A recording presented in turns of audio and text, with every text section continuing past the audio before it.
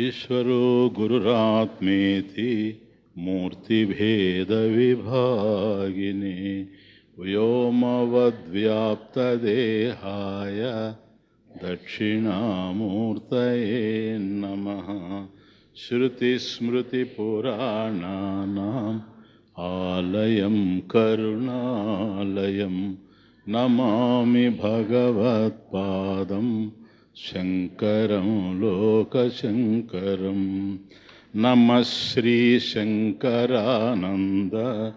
గురుపాదాంబుజన్మనే సవిలాసమహామోహ గ్రాహగ్రాసైకకర్మణే.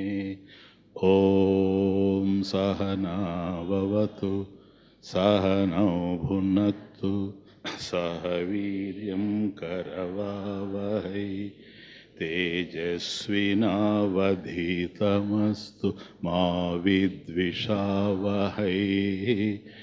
ఓం శాంతి శాంతి శాంతి. దేవార్చన స్నాన శౌచ భిక్షాదౌ వర్తతాం వపుః.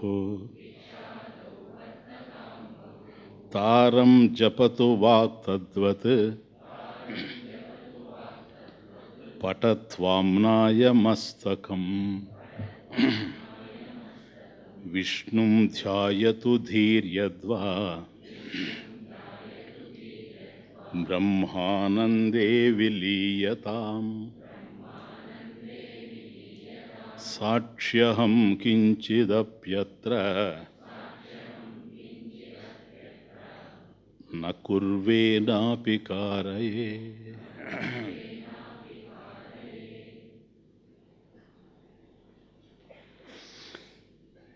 నైష్కర్మ్య సిద్ధిని పొందినటువంటి జ్ఞాని యొక్క అద్వితీయమైనటువంటి అనుభూతిని చూస్తూ ఉన్నాం. చివరగా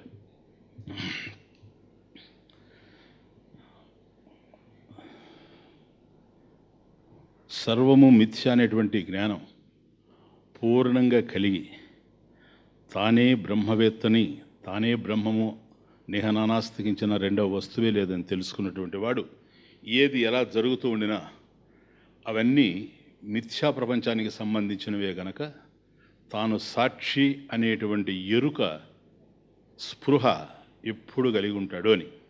అందువల్ల దేవార్చన స్నాన శౌచ భిక్షాదౌ వర్తతాం వపుః. ఈ రెండు శ్లోకాలు చూచేశాం. దేవార్చన భగవదారాధన, స్నాన శౌచ భిక్షాదౌ వర్తతాం వపుః. వపుః శరీరం, వపుః అంటే దేహం.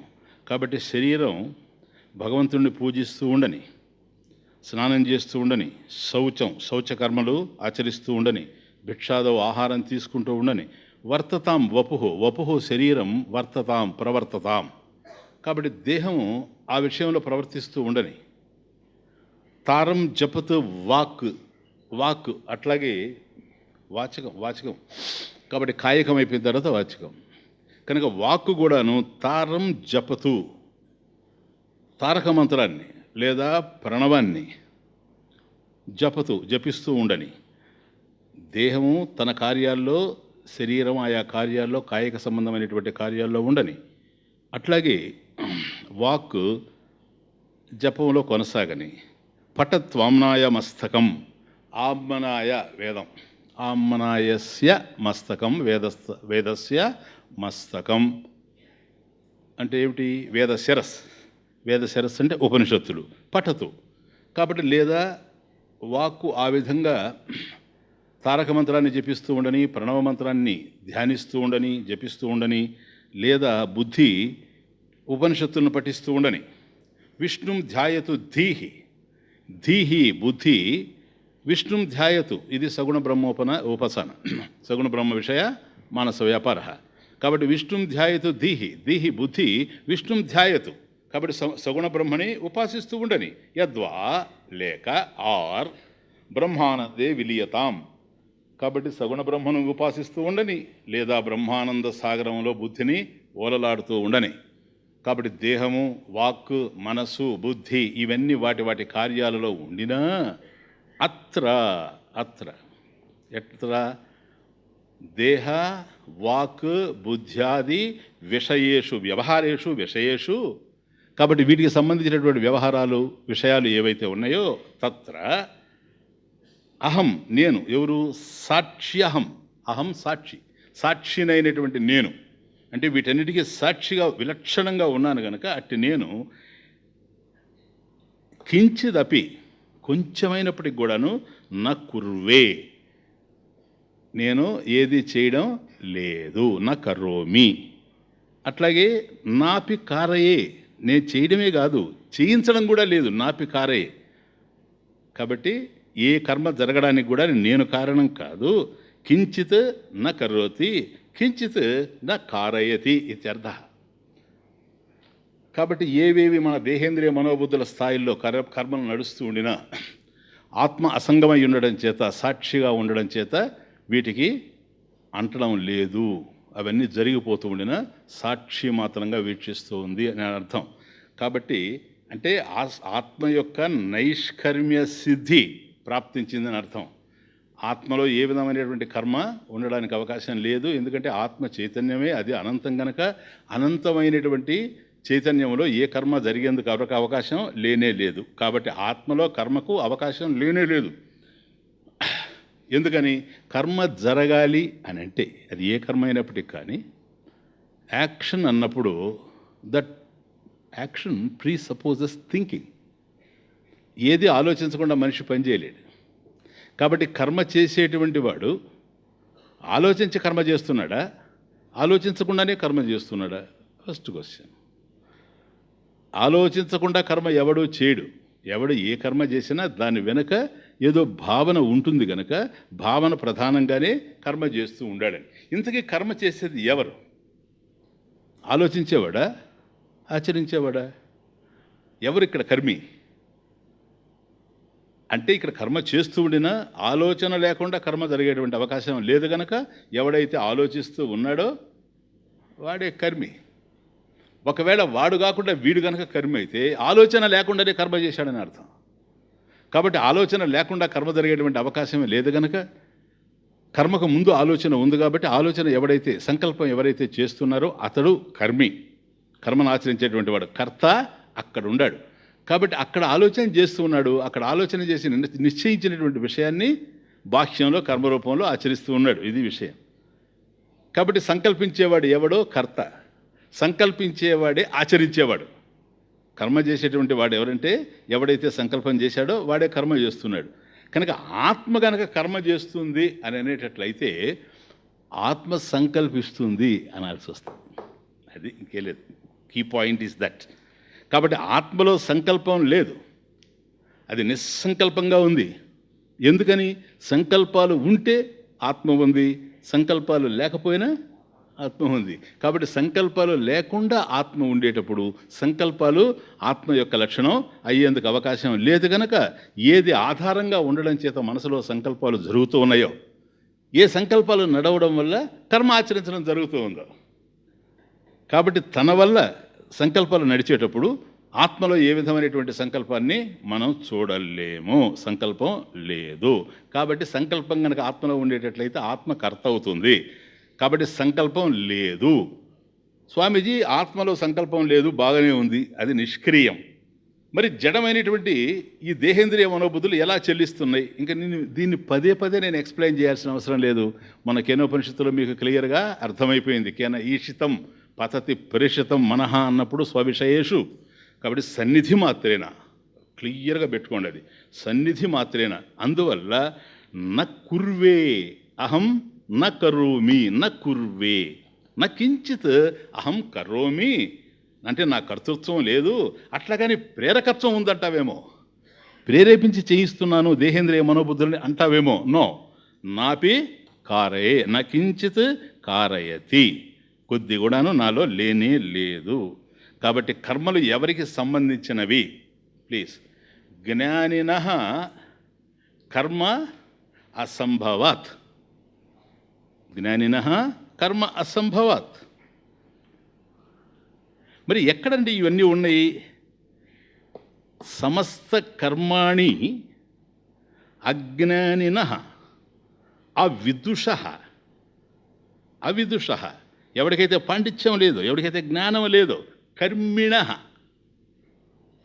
అక్కడే విహితాన్ని. సమస్త కర్మాణి అవిదుషః విహితాని, అజ్ఞానినః కర్మిణః విహితాని. కాబట్టి అజ్ఞానిలో కర్మలు కనపడుతూ ఉన్నాయే కానీ జ్ఞానిలో, తానే ఆత్మను తెలుసుకున్నటువంటి జ్ఞానిలో కర్మలు గోచరించేందుకు అవకాశం లేదు. జ్ఞానిలో కర్మలు కనపడము అంటే ఆత్మ యందు కర్మలు గోచరించడం అనే అర్థమవుతుంది. ఇలాంటప్పుడు కర్మ జ్ఞానయోహో ఉభయోహో భేద అస్తి. అవునా? ఆ రెండి మధ్య భేదం ఉంది కదా, ఉందా? భేద నాస్తి. ఇప్పుడు కర్మేమో చూచాం, అది అజ్ఞాన జనితం. ఆత్మయేమో జ్ఞానస్వరూపం, దాంట్లో కర్మ లేదు. దీంట్లో ఉన్నదంతా కర్మే, జ్ఞానం లేదు అజ్ఞానంలో. అజ్ఞానం అంటేనే జ్ఞానం లేనటువంటి స్థితి అజ్ఞానం. ఆత్మ ఎందుకు కర్మ లేదు, ఎందుకని అది నిష్క్రియత్వం కనుక. కాబట్టి ఇంత భేదం కనపడుతూ ఉంటే ఇది దీన్ని ప్రౌఢవాదం అంటారు శాస్త్రంలో. ఒకవైపు భేదం కనపడుతూ ఉండేదా, భేదం లేదని చెప్పడం. కాబట్టి కర్మ జ్ఞానయోహో ఉభయోహో భేద నాస్తి. వాటి మధ్య భేదం లేదు. ఇది ఒక ప్రౌఢవాదం. భేదం కనపడుతూ ఉండినా భేదం లేదు అని చెప్పడం. ఎందుకు లేదండి? కమాన్. ఏవం చ కలహ కుత్ర సంభవేత్ కర్మిణో మమ విభిన్న విషయత్వేన పూర్వాపరసముద్రవత్. ఇంత క్లియర్గా సుస్పష్టంగా భేదం కనపడుతూ ఉంటే కర్మకి జ్ఞానానికి, ఈ రెండింటి మధ్య భేదం లేదు అని విద్యారణ్య స్వామి అంటున్నాడు. అంటే అదేమిటండి? చాలా క్లియర్గా కనపడుతుంది కదా భేదం లేదంటారేంటి? ఏమో లేదు. వాస్తవానికి లేదా? ఉంది. తమాషా చూడండి, ఎంత భేదం కావాలన్నా అంత భేదం ఉంది. కర్మ అంటే ఏమిటి? కర్మలో ఏముంటాయి? ఒక్క మాట చెప్పాలంటే కర్మలో ద్వైతం ఉంటుంది, జ్ఞానంలో అద్వైతం ఉంటుంది. చాలదా? ఇంకంతకన్నా ఏం కావాలి డిఫరెన్స్? అంతకన్నా భేదం ఏం కావాలి? కర్మ ఎక్కడైతే జరుగుతూ ఉందో అక్కడ ద్వైతం ఎట్లా ఉంటుందంటే, కర్మి ఒకడు ఉంటాడు, కర్త ఉంటాడా? ఎవడు వాడు? కర్మ చేసేటువంటి వాడు. కర్మను ఎవడైతే ఆచరిస్తూ ఉన్నాడో వాడు కర్త. కాబట్టి కర్త ఉన్నాడు అని అన్నప్పుడే ఎప్పుడు వీడు కర్త అవుతాడు అంటే కర్మ చేస్తేనే కర్త అవుతాడు. బండి నడిపితేనే డ్రైవర్ అవుతాడు. కర్మ చేసినప్పుడు వీడు కర్త అవుతాడు. కాబట్టి కర్త ఉన్నాడు అన్నప్పుడే కర్మ ఉందని అర్థం. కాబట్టి కర్మ చేసేటువంటి వాడు కర్త. కాబట్టి కర్త కర్మ అంటే కర్త క్రియ, ఈ రెండు ఉన్నప్పుడు కారకాలు కూడా ఉంటాయి, సాధనలు కూడా ఉండాలి. వాటికి సంబంధించినటువంటి సాధనలు కూడా ఉండాలి, కారకాలు కూడా ఉండాలి. కాబట్టి ఏం చేశాడండి కర్మ? అది కుక్కను కొట్టాడండి అన్నాడు అనుకోండి కర్మ. కాబట్టి కొట్టినటువంటి వాడు కర్త, చేసింది కొట్టడం క్రియ కదా. దేంతో కొట్టాడు? కర్రతో కొట్టాడు. కర్రను దేంతో పట్టుకున్నాడు? చెయ్యి ఉండాలి. మనసుతో పట్టుకొని కొట్టలేడు. ఈ చెయ్యి కారకం. కాబట్టి ఏ పని చేసినప్పటికి కూడాను ఓ జ్ఞానేంద్రియాలు కర్మేంద్రియాలు ఏవైతే సహకరిస్తూ ఉంటాయో సహకారిణ, అవి కారకాలు. చేసేటువంటి వాడు కర్త, వాడు చేసేటువంటిది క్రియ. కాబట్టి కర్త క్రియ కారకం అనే ద్వైతం కర్మలో ఉంది. త్రిపుటి లేనటువంటి స్థితి అద్వయ స్థితి, అద్వైతం కదా. త్రిపుటి లేదు. కాబట్టి జ్ఞాతృ జ్ఞాన జ్ఞేయ భేద నాస్తి. మరి భేద అస్తి అంటే ఎట్లా సార్? కాబట్టి త్రిపుటి రహితం, త్రిపుటి లేనిటువంటి స్థితి. కాబట్టి ఇది అభేద స్థితి, అద్వితీయ స్థితి. చూచారా? ఇప్పుడు ఫస్ట్ ఎత్తుకుంటానే కర్మకి జ్ఞానానికి క్లియర్ డిఫరెన్స్ కనపడతా ఉంది. ఇకపోతే కర్మ విషయంలో ఏం జరుగుతూ ఉంది అని మనం ఆలోచించినప్పుడు కర్మకు సాధనలు ఏంటి అని అంటే అనేకమైన సాధనలు ఉన్నాయి. యోగోపాసనలు. ఏది వేదం ప్రకారం చెప్పాలంటే యోగా ఉపాసనాదేహే. కాబట్టి యోగం కర్మ కిందకే వస్తుంది. ఏమని ఈ మాసన ప్రాణాయామ ప్రత్యాహార ధారణ ధ్యాన సమాధులన్నీ కూడాను కర్మ కిందకే వస్తాయి. ఉపాసన చేస్తూ ఉన్నావు, అది కూడా కర్మ కిందకే వస్తుంది. కాబట్టి కర్మకాండ ఇదంతా కూడా సర్వము కర్మకాండే. కాబట్టి కర్మలు కొనసాగుతూ ఉన్నాయి. కానీ జ్ఞానం విషయానికి వచ్చేటప్పటికి కర్మలు ఏమీ కనపడడం లేదు. ఒకవేళ ప్రధానంగా ఉంటే చిత్తశుద్ధి ఒక్కటే ప్రధానంగా ఉంది. సాధన చతుష్టయ సంపత్తి, వివేకము, వైరాగ్యము, షట్సంపత్తి, ముముక్షుత్వం అనేటువంటి జ్ఞానం నీ దగ్గర ఉంది, అంతే. అవి జ్ఞాన సాధనలు, కర్మ సాధనలు కాదు, అవి జ్ఞాన సాధనలు. కాబట్టి కర్మ విషయంలో, జ్ఞానం విషయంలో విషయ పరంగా చూచినా భేదం ఉంది, సాధన పరంగా చూచినా భేదం ఉంది. ఫలితం దృష్టిలో పెట్టుకొని చూస్తే భేదం ఉందా లేదా? కావలసినంత ఉంది. ఫలం విషయంలో కూడా భేదం ఉంది. కాబట్టి కర్మకు ఏమిటి ఫలితము అని అంటే, కర్మలు నువ్వు చేసే కర్మల్ని బట్టి ఫలితాలు ఉంటాయి. ఏ కర్మకి ఆ ఫలితం. సపోజ్ ఇష్టాపూర్తి కర్మలు చేస్తాడు, స్వచ్ఛ భారత్, అది ఒక కర్మే కదా. శుద్ధి కార్యం, శుభ్రంగా ఉంది. దాని ఫలితం ఏంది స్వామీజీ? అభ్యుదయం. దాని ఫలితం ఏమంటారు? అభ్యుదయం. ఎందుకని? సమాజ అభ్యుదయం. సమాజం మలినంత నిండకుండా ఉండడానికి స్వచ్ఛ భారత్, మలినం లేకుండా నిర్మలంగా ఉంది, స్వచ్ఛ భారత్. క్లియర్. అట్లాగే ఇతరులకు ఏదో మనం మేలు చేస్తూ ఉంటాము. ఇవంతా కూడాను, ఇదంతా గ్రామ అభ్యుదయం, పట్టణాభ్యుదయం, ఇవన్నీ కూడా నడుస్తూ ఉంటాయి. ఒకవేళ అట్లా కాకుండా యజ్ఞయాగాది కర్మలు చేశాడు అనుకోండి, వాటి వల్ల ఫలితం ఏంటి? యజ్ఞయాగాది కర్మల వల్ల స్వర్గాది లోకాల్ని పొందడం. కనుక అభ్యుదయం, సమాజ అభ్యుదయం కోసమన్నా కర్మ ఉపయోగపడాలి, లేకపోతే అటు స్వర్గాన్ని పొందడానికన్నా ఉపయోగపడాలి. అర్థమవుతుంది? ఇప్పుడు చంద్రమాసం ఇవన్నీ కూడా చేశాడు అనుకోండి, దేనికోసం చేస్తున్నావయ్యా? అయ్యా నాకు కామ్యసిద్ధి. ఏమిటా కామ్యసిద్ధి? నేను స్వర్గాన్ని పొందాలి. స్వర్గాన్ని పొందాలి కనుక జ్యోతిష్ఠోమాది హోమాలన్నీ కూడాను నేను నిర్వర్తిస్తూ ఉన్నాను. క్లియర్. కాబట్టి కర్మకి ఫలితం ఏంటి అని చూసినప్పుడు, కర్మకు ఫలితం అటు సమాజంలో అభ్యుదయమన్నా అయి ఉండాలి, లేకపోతే స్వర్గప్రాప్తి అన్న అయి ఉండాలి. ఇది కర్మకు ఫలితం. జ్ఞానానికి ఫలితం ఏంటంటావా? మోక్షం, నిశ్రేయస. నిశ్రేయస, సర్వోపద్రవరహిత స్థితి, మోక్షం. అనంతమైనటువంటి జ్ఞానం, అది అద్వితీయమైనటువంటి జ్ఞానం. కాబట్టి మోక్ష ప్రాప్తి. దీనికి దానికి ఎక్కడ సంబంధం ఉందో చెప్పండి? కావలసినంత భేదం కనపడతా ఉంది. కుత్ర కలహ, అది అర్థం. అందుకని చెప్తున్నాడు, అయ్యా భేదం లేదు అంటున్నాడు. ఇప్పుడు నేను అందుకని దాన్ని మీకు ఎక్స్ప్లెయిన్ చేయబోయే ముందే భేదం ఉంది అనేదాన్ని నేను చెప్పాను. నేనేం శ్లోకాన్ని ఇప్పటికి ఎక్స్ప్లెయిన్ చేయలేదు మీకు. శ్లోకం అర్థం కూడా మేము చెప్పడం లేదు. భేదం లేదంటున్నాడు. భేదం ఉంది కదా. ఎట్లా ఉందంటే ఈ విధంగా ఉంది కదా. విషయ భేదం ఉంది, సాధన భేదం ఉంది, ఫలితంలో భేదం ఉంది, ఫలభేదం ఉంది, క్లియర్గా కనపడతా ఉంది. ఇప్పుడు ఇక్కడ విద్యారాయణ స్వామి మనకి చెప్పేది ఏమిటంటే, దీన్ని ప్రౌఢవాదం అంటారు. ఒకవైపు భేదం కనిపిస్తూ ఉండినా కూడాను భేదం లేదు. ఎట్లా లేదు? పూర్వాపర సముద్రవత్, లాస్ట్ లైన్. పూర్వ అపర సముద్రవత్, ప్రాక్ పశ్చిమ సముద్రవత్. పూర్వ అపర, ప్రాచ్య పశ్చిమ, ప్రాక్ పశ్చిమ, అది పూర్వ అపర సముద్రవత్, సముద్రాల వలె. సముద్రం ఒకటే కదా. సముద్రం ఒకటే పదే. సప్తసాగరాలు దేబాకండి నా దగ్గరికి ఇప్పుడు. సముద్రం ఒకటే, కానీ బంగాళాఖాతం తూర్పులో, అరేబియా సముద్రం పశ్చిమాన. అవునా? కాబట్టి బంగాళాఖాతం వేరే, అరేబియా సముద్రం వేరే. టోటల్గా చూస్తే నీళ్ళంతా ఒకటి, అది వేరే విషయం. చెప్తాను ఈ దృష్టాంతం ఏంటో, దాష్టాంతం ఏంటో. కనుక పూర్వ పశ్చిమ దేశానికి పూర్వ భాగాన తూర్పున ఉండేటువంటిది బే ఆఫ్ బెంగాల్, పశ్చిమంలో ఉండేది అరేబియన్ సీ. ఇది అది కాదు, అది ఇది కాదు. కాబట్టి దీనికి దానికి భేదం ఏముంది అంటాడు. ఇంతవరకు ఓకే.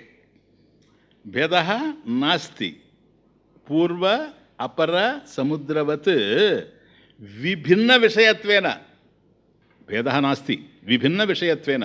విషయాలు విభిన్నంగా ఉన్నాయి కనుక, విభిన్న విషయత్వేన. ఎట్లా చెప్పండి? విభిన్న విషయం ఇక్కడ దృష్టాంతం ఇది. పూర్వాపర సముద్రవత్ అనేది దృష్టాంతం. దృష్టాంతం లేదంటే విభిన్న దేశ.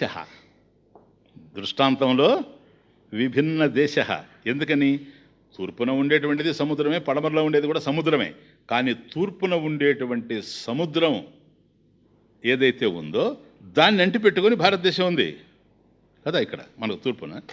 అదే పశ్చిమానికి పోతే అరబ్ దేశాలు ఉన్నాయి అనుకోండి.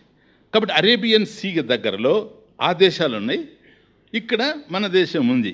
కాబట్టి పూర్వ అపర సముద్రవత్, ప్రాక్ పశ్చిమ సముద్రాల్లాగా అది విభిన్న దేశ దృష్టాంతం. దార్ష్టాంతం దగ్గరకు వచ్చేటప్పటికి విభిన్న విషయత్వేన. విభిన్న విషయత్వేన. విభిన్న విషయం ఏంటి? ఒకటి కర్మ, రెండవది జ్ఞానం. ఒకటి బంగాళాఖాతం, రెండవది అరేబియా సముద్రం. బంగాళాఖాతం అరేబియా సముద్రం కాదు, అరేబియా సముద్రం బంగాళాఖాతం కాదు. కర్మ జ్ఞానము కాదు, జ్ఞానము కర్మ కాదు. క్లియర్గా ఉంది కదా. ఇది భేదమేనా? ఎక్కడుంది భేదం అంటే? దీన్ని ప్రౌఢవాదం అంటారు. ఎందుకనంటే ఇక్కడ మీకు అర్థమైపోయింది. పూర్వాపర సముద్రవత్ విభిన్న విషయత్వేన. విభిన్న విషయం కనుక పూర్వాపర సముద్రాల్లాగా విభిన్న ప్రదేశం కూడా మనకు తెలుస్తూ ఉంది. కాబట్టి సెకండ్ లైన్, కర్మిణ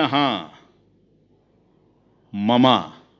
కర్మిణ, కర్మికి అంటే కర్మపరుడికి, కర్మిష్ఠికి, మమ జ్ఞాన మార్గంలో ఉండేటువంటి నాకు, కర్మిణ మమ కుత్ర. First line, కుత్ర కలహ సంభవేత్.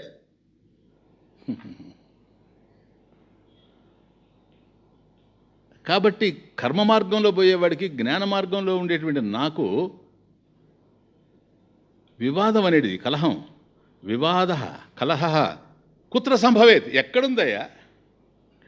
అదేంటయ్యా బాబు, నువ్వు వాడు కర్మి, నువ్వు జ్ఞాని, నీది జ్ఞాన మార్గం, వాడిది కర్మ మార్గం. అంటే ఒక విధంగా చెప్పాలంటే వాడు ప్రవృత్తి, నువ్వు నివృత్తి. భేదం క్లియర్గా తెలుస్తూ ఉంది కదా, మళ్ళీ లేదంటావేంటి అని. కుత్ర కలహ సంభవేత్. ఇది ఒక విచిత్రమైన వ్యవహారం సార్. ఎందుకో తెలుసా? అందుకని అన్నాడు విభిన్న విషయత్వేన.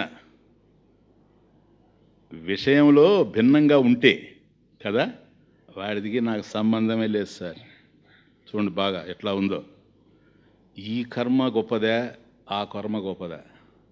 ఈ కర్మ మంచిదే, ఆ కర్మ మంచిదే? ఈ కర్మ ఫలితాన్ని ఇస్తుందే, ఆ కర్మ ఫలితాన్ని ఇస్తుందే? ఈ కర్మ వెనక దుష్ఫలితాలు ఉన్నాయా, దాని వెనక దుష్ఫలితాలు ఉన్నాయా? ఇదిగో దీనిని పొందడానికి ఈ కర్మ ఆలోచించాలన్నా, ఆచరించాలన్నా, ఆ కర్మ ఆచరించాలన్నా అని ఇద్దరు నిలబడ్డప్పుడు వాళ్ళ మధ్యలో భేదం ఉంది. కానీ వాడికి నాకు భేదమే ఉంది, అసలు సంబంధమే లేదు వాడికి నాకు. విచిత్రం ఇది. దీన్నే ప్రౌఢవాదం అంటారు. అంటే ఎక్కడ జ్ఞాన మార్గం, ఎక్కడ కర్మ మార్గం, వాడిని తీసుకొచ్చి ఇక్కడ ఎందుకు పెడుతున్నారు మీరు? అదేంటండి అట్లా మాకు అర్థం కావడం లేదే. కర్మిణ, వాడు కర్మి అంటున్నావు కదా, కర్మ చేస్తున్నాడని. కర్త ఎవడు? వాడు. కాబట్టి కర్మి అయ్యాడు, కర్మ చేస్తున్నాడు కనుక. కాబట్టి వాడి కర్మ ఉందా లేదా? ఉంది. కర్మ ఉండబట్టే కదా వాడు కర్త అయ్యాడు. వాడు కర్త ఉన్నాడు కదా అక్కడ. జ్ఞానంలో కర్తేడు సార్. అది ప్రౌఢవాదం. జ్ఞానంలో కర్త లేడు. కర్తకి మధ్యలో డిఫరెన్స్ చూస్తే అర్థం ఉంది, కానీ కర్తకి అకర్తకి డిఫరెన్స్ ఏంటి? అది ప్రౌఢవాదం. లోతుగా పోవాలి దీనికి. అర్థమవుతుంది ఇప్పుడు. అసలు నా మార్గం వేరే, వాడి మార్గం వేరే. వాడికి నాకు ఏ సంబంధం అసలు? వాడు అహం కర్త అంటున్నాడు, నేను అహం అకర్త. ఎట్లా నేను అకర్త అయ్యాను తెలుసా? ఎట్లా నువ్వు అకర్త అయ్యావయ్యా అని కనుక నువ్వంటే, నా దృష్టిలో కర్తే లేడు. ఎందుకని లేడు? కర్త మిథ్య. క్లియర్. అహం కర్త, అహంకార మిథ్య. సత్యం మీద ఆధారపడి ఉండేటువంటిది. కర్త ఉంటే సత్యం ఉంది, కర్త లేకపోయినా సత్యం ఉంది. అది కాదు దుర్దృశ్య వివేకంలో మనం చూసాం కదా. ఒకసారి వర్ణన చేసుకోండి. నీకు సుషుప్తిలో కర్త లేడు, కానీ నువ్వు ఉన్నావా లేదా? ఘట నిద్రలో కర్త లేకపోయినా నువ్వు ఉన్నావు, నువ్వు ఉంటే కర్త ఉంటాడు, కర్త లేకపోయినా నువ్వు ఉంటావు. కాబట్టి చైతన్యంలో కర్త ప్రసక్తి ఏమిటని ఆలోచించినప్పుడు కర్త మిథ్య. అవునా? కర్త మిథ్య అయినప్పుడు కర్మలు సత్యమా? కర్తే ఎప్పుడైతే నిరాకరించబడ్డాడో, నిషేధింపబడ్డాడు, కర్తే ఎప్పుడైతే మిథ్య అని తేలిపోయిందో కర్మలు కూడా మిథ్యే. కాబట్టి కర్త కర్మలు రెండు కూడా మిథ్య అయినప్పుడు ఫలాలు సత్యమా? చెప్పు. ఇంక వాడికి నాకు భేదం ఏంటయా బాబు? భేదం ఎక్కడ చూస్తున్నావు నువ్వు? ఎందుకు దించుతున్నావు ఒక్కసారిని? ఒక రాజుకి ఒక చీమకి తీసుకొచ్చి పోటీ పెడితే చీమైంది, రాజు ఏంది, సంబంధం ఏంటి అసలు? ఆ రాజుకు ఇంకొక రాజుకు పోటీ పెట్టు. క్లియర్? సంబంధమే లేదు. సంబంధం ఉండాలని నువ్వు పోటీ పెట్టాలంటే సంబంధం లేదు. అందుకని భేదం ఎందుకు చూస్తావు నువ్వు? మనిషి నడుస్తున్నాడు, చీమ నడవడం లేదు, మనిషికి కాళ్ళు ఉన్నాయి, చీమకు అట్లా కాళ్ళు లేవు, అందుకని వీళ్ళిద్దరి మధ్య భేదం అంటావా? అది ప్రౌఢవాదం అంటే. భేదం కనిపిస్తూ ఉండినా భేదం లేదు అని నిర్ణయం చేసేటువంటిది ప్రౌఢవాదం. అంటే స్వామీజీ, ఈ జ్ఞాని ఎవడైతే ఉన్నాడో, ఈ మార్గంలో ఉండేటువంటి వాడు, అసలు కర్మ అనేవాడే లేడు అని నిరాకరిస్తూ ఉన్నాడా? కర్మనే నిరాకరిస్తున్నాడా? లే, కర్మని జ్ఞాని నిరాకరించడం లేదు, కర్మని మిథ్యగా తోసేస్తున్నాడు అంతే. కర్మ జరుగుతూ ఉంది, కానీ అది మిథ్య కర్మ, అంతేగాని సత్యమైనటువంటిది మాత్రం కాదు. ఎప్పుడైతే అది మిథ్య అయిందో ఎవడు ఎలా చేసుకుంటాడో అలా చేసుకొనివ్వండి. That's the point. దేవార్చన స్నాన శౌచ భిక్షాదో వర్తతాం వపుహో. దేహాన్ని పనులన్నీ చేసుకొని తారం జపతు, వాక్ని నామజపం చేసుకొనివ్వండి. పటత్వామ్నాయ మస్తకం, లేదా ఉపనిషత్తుని చదువుకొనివ్వనండి. విష్ణుం ధ్యాయతు, సగుణ బ్రహ్మని ధ్యానం చేయమనండి, సగుణ బ్రహ్మోపాసన. నేను కాదనడం లేదు. లేదా బ్రహ్మానందంలో విలీనమైపోనిండి. ఏది ఇవన్నీ చేసేది? వాక్కు లేదా దేహము లేదా మనసు, అవన్నీ మిథ్య సార్. సరేనా? అవన్నీ మిథ్య. ఎప్పుడైతే అవి కొట్టేయబడ్డాయో నాకు ఆ కర్మికి ఏ విధమైనటువంటి భేదం లేదు. Next please.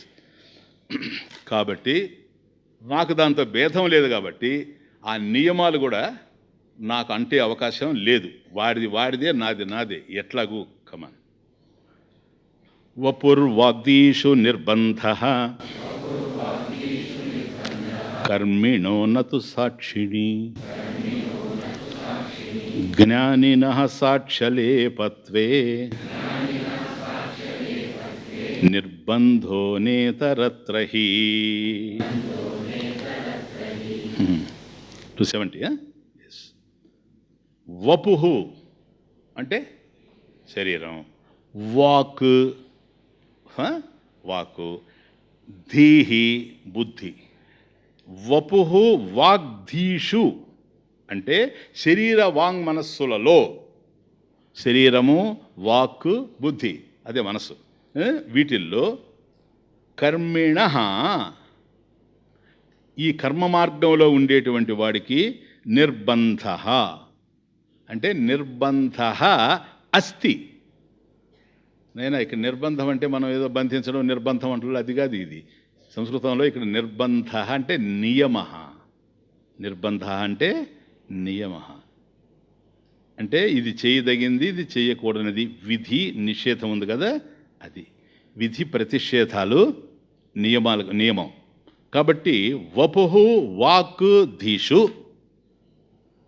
దేహాదిషు, శరీర వాంగ్ మనః, శరీరము, వాక్కు, మనసు, బుద్ధి ఏదైతే ఉన్నావో వీటి విషయంలో కర్మిణ, ఆ కర్మ మార్గంలో ఉండేటువంటి వాడికి నిర్బంధ అంటే నిర్బంధ అస్తి, నియమ అస్తి. క్లియర్.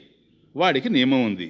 నతు సాక్షిణి, వాడికి సాక్షితో ఏ విధమైనటువంటి నియమం లేదు, సంబంధమే లేదు అసలు. ఎందుకని? అసలు సాక్షి తెలియదు వాడికి. కర్మ మార్గంలో ఉండేటువంటి వాడికి సాక్షి తెలియదు గనక, వాడికి సాక్షితో ఏ సంబంధం లేదు గనక, సాక్షికి సంబంధించిన నియమాలు వాడి దగ్గర లేవు. కాబట్టి వాడి దగ్గర ఏదైనా నియమాలు, సంబంధాలు ఉంటే దేనికి అటాచ్ అయి ఉన్నాడు? దేహానికన్నా అటాచ్ అయి ఉన్నాడు, వాక్ కన్నా అటాచ్ అయి ఉన్నాడు, లేకపోతే మనసుకు సంబంధించి ఉన్నాడు.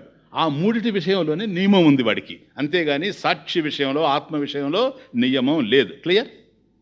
అయితే జ్ఞానినః, చూడండి కర్మ విషయం ఇట్లా ఉంది. జ్ఞానినః సాక్షి అలేపత్వే నిర్బంధ నియమ. కాబట్టి జ్ఞానికి ఏమి నియమం అండి? అయ్యా, వాడికి ఏదైతే శరీరము, వాక్కు, మనసు ఈ మూడిటి విషయంలో విధి నిషేధాలు ఉన్నాయి వాడికి, ఇది చేయాలి అది చేయకూడదు అనేది ఉంది. కానీ ఇక్కడ జ్ఞాని విషయానికి వచ్చేటప్పటికీ సాక్షి అలేపత్వే, అలేపత్వే అంటనది అంటే అసంగత్వే, అసంగత్వే సాక్షి ఏదైతే ఉందో, దేంతో సంగత్వం లేనటువంటి సాక్షి అంటే కేవలం చైతన్యం, ఆత్మ, దానితోనే నిర్బంధ అస్తి. జ్ఞానినః, జ్ఞానినః అలేపత్వే అసంగత్వే సాక్షి నిర్బంధ నియమ అస్తి. అది కాబట్టి నా ఇతరత్ర హి, అది కూడా చూడండి, నేతరత్ర హి అని ఉందా పక్కన, నిర్బంధ లాస్ట్ లైన్, తరువాత నేతరత్ర హి, ఇతరత్ర న హి. ఇతరత్ర అంటే ఏంటి? ఇతరత్ర దేహాదిషు విషయేషు, దేహము, వాక్కు, మనసు ఏదైతే ఉందో ఈ విషయాలను మాత్రం ఏ విధమైనటువంటి సంబంధం లేదు, ఏ విధమైనటువంటి నియమాలు జ్ఞానికి లేవు. కాబట్టి విధి నిషేధాదులు ఏవైనా ఉంటే, ఈ కర్మలు కానీ, ఇవి పుణ్యకర్మలు, ఇవి పాపకర్మలు, ఇవి చేయాలి ఇవి చేయకూడదు, కాబట్టి దీన్ని ప్రవర్తింపచేయాలి అనేటువంటి ఆసక్తి ఏదైతే ఉందో, విధి నిషేధం, ఇదిగో నేను ఇది చేయాలి ఈ కర్మ, ఏ విషయంలో? వపుహు వాక్ ధీహి. కాబట్టి వపుహు, నేను స్నానం చేయాలి, చూసారా? జ్ఞానిని స్నానం చేయాలి అనడానికి లేదు, చేస్తే చేస్తాడు లేకపోతే లేదు. చూసారా? ఎందుకో తెలుసా? నేను చేస్తాను స్నానం అని అన్నాడు అనుకోండి, నేను దేహం అని అర్థం. నేను భోంచేస్తాను అన్నాడు అనుకోండి, నేను దేహం అని అర్థం. నేను అక్కడికి వెళ్ళొస్తాను అన్నాడు అనుకోండి, దేహం వెళ్ళొచ్చేది, జ్ఞాని వెళ్ళి రావాల్సిన అవసరం లేదు. ఎందుకని? అక్కడ ఉన్నాడు, ఇక్కడ ఉన్నాడు, ఆత్మ సర్వత్రా ఉంది కనుక విధి నిషేధాలు. కాబట్టి దేహంతో ఈ పని చేయొచ్చు, ఈ పని చేయకూడదు అనేటువంటిది కర్మ మార్గంలో ఉండేవాడికే ఉంది. ఎందుకని? వాడు దానికి సంబంధించి ఉన్నాడు. నిర్బంధ అస్తి కర్మిణః, కర్మిణః వపుహు వాక్ ధీషు నిర్బంధ అస్తి. అది అట్లాగే వాక్ శుద్ధి, నేను ఇది మాట్లాడాలి అది మాట్లాడకూడదు, చిత్తశుద్ధి, మనసులో ఈ ఆలోచనలు చేయాలి ఈ ఆలోచనలు చేయకూడదు. చూసారా డిఫరెన్స్? కానీ జ్ఞానం ఏమిటో తెలుసా? మనసు ఎట్లయినా ఆలోచించుకొని పటత్వామ్నాయ మస్తకం చేసుకోనిడు సార్. విష్ణు ధ్యాయతో దేహే, విష్ణుని ధ్యానం చేసుకోమనండి, నాకేం సంబంధం? అసలు అక్కడ నియమమే లేదు, ఇట్లా ధ్యానం చేయాలి, ఎలా కూర్చోవాలి. ఎందుకని? ధ్యానం కూడా కర్మే, ధ్యానం కూడా కర్మ. ఏం కర్మది? మానస కర్మ. ధ్యానము మానస కర్మ, జపము వాచిక కర్మ, పూజ కాయిక కర్మ, వపుహు వాక్ ధీషు. ఈ మూడు విషయాల్లో శరీర వాంగ్ మనస్సులు ఎలా నడుచుకుంటుంటే అలా నడుచుకొని, ఎందుకని? అవి అలా నడుచుకోవడానికి ఆధారమైనటువంటి వాడు తాను గనక సాక్షి అల్లేపత్వే అసంగత్వే, వాటితో ఏ విధమైనటువంటి సంగత్వం లేదు, వాటితో ఏ విధమైనటువంటి అటాచ్మెంటు తనకు లేదు కనుక నిర్బంధ ఆ విషయంలో. ఇతరత్ర హి నా, ఇతరత్ర అంటే దేహాదిషు, దేహ వాగ్ధీషు నిర్బంధ నాస్తి జ్ఞానినః. ఎందుకని? సాక్షి అలేపత్వే అసంగత్వే, ఏ విధమైనటువంటి సంగత్వం తనకు లేదు గనక మనో వాక్ దేహ విషయేషు వ్యవహారేషు నిర్బంధ నాస్తి ఇత్యర్థ. వీటితో అతనికి సంబంధమే లేదు. అతని సంబంధం అంతా సాక్షితోనే. సాక్షితో సంబంధం కదా, అలేపత్వే అసంగత్వే సాక్షి. కాబట్టి అతడు శుద్ధి పడాలి అనే విధి లేదు, అశుద్ధ పడకూడదు అనేటువంటి నిషేధము లేదు, ప్రతిషిద్ధం కాదు. ఎందుకని? ఆత్మకి ఆత్మ నిత్యశుద్ధం, అది అశుద్ధమయ్యేటువంటి అవకాశమే లేదు. రెండవ వస్తువు ఉంటేనే అశుద్ధం. ఒకటి మలినం అయిందంటే రెండవ వస్తువు ఉంటేనే. ఇప్పుడు దేహం వేసుకున్నాం, ఇప్పుడు బాగుంది, మళ్ళీ రేపు తీసేస్తాం, ఎందుకంటే మలినపడింది. ఎందుకు మలినపడింది? ఇది కాని వస్తువు దీంట్లో చేరింది కనుక, ఇది కానిటువంటి దుమ్ము ఇందులో చేరింది కనుక ఇది మలినపడింది అంటున్నాం. కాబట్టి ఆత్మ అశుద్ధం కావాలంటే ఆత్మ కన్నా అన్యమైనటువంటి రెండో వస్తువు ఉండి తీరాలి. అట్లాంటిది లేదు కనుక ఏకమేవ అద్వితీయం బ్రహ్మ కనుక ఆత్మ నిత్యశుద్ధ. ఇవన్నీ ఉన్నాయి చూసారా, వపుహు, వాక్, వీటన్నిటినీ ప్రకాశింపజేసేటువంటిది ఆత్మ. It lights up everything like sun in the sky. కాబట్టి ఆకాశంలో సూర్యుడు ప్రకాశిస్తూ ఉంటే ఈ ప్రపంచంలో ఏవైతే నడుస్తూ ఉన్నాయో వాటినంతా ప్రకాశింపజేస్తూ ఉన్నాడు. ప్రకాశింపజేస్తూ ఉండాడే కానీ కర్మకు సంబంధం లేదు. కాబట్టి సూర్యుడు ప్రకాశిస్తూ ఉంటే ఆ సూర్యుని యొక్క వెలుగులో ఒకడు విష్ణు సహస్రనామం పారాయణం చేస్తే తద్వారా వచ్చే పుణ్యం సూర్యుడికి పోదు.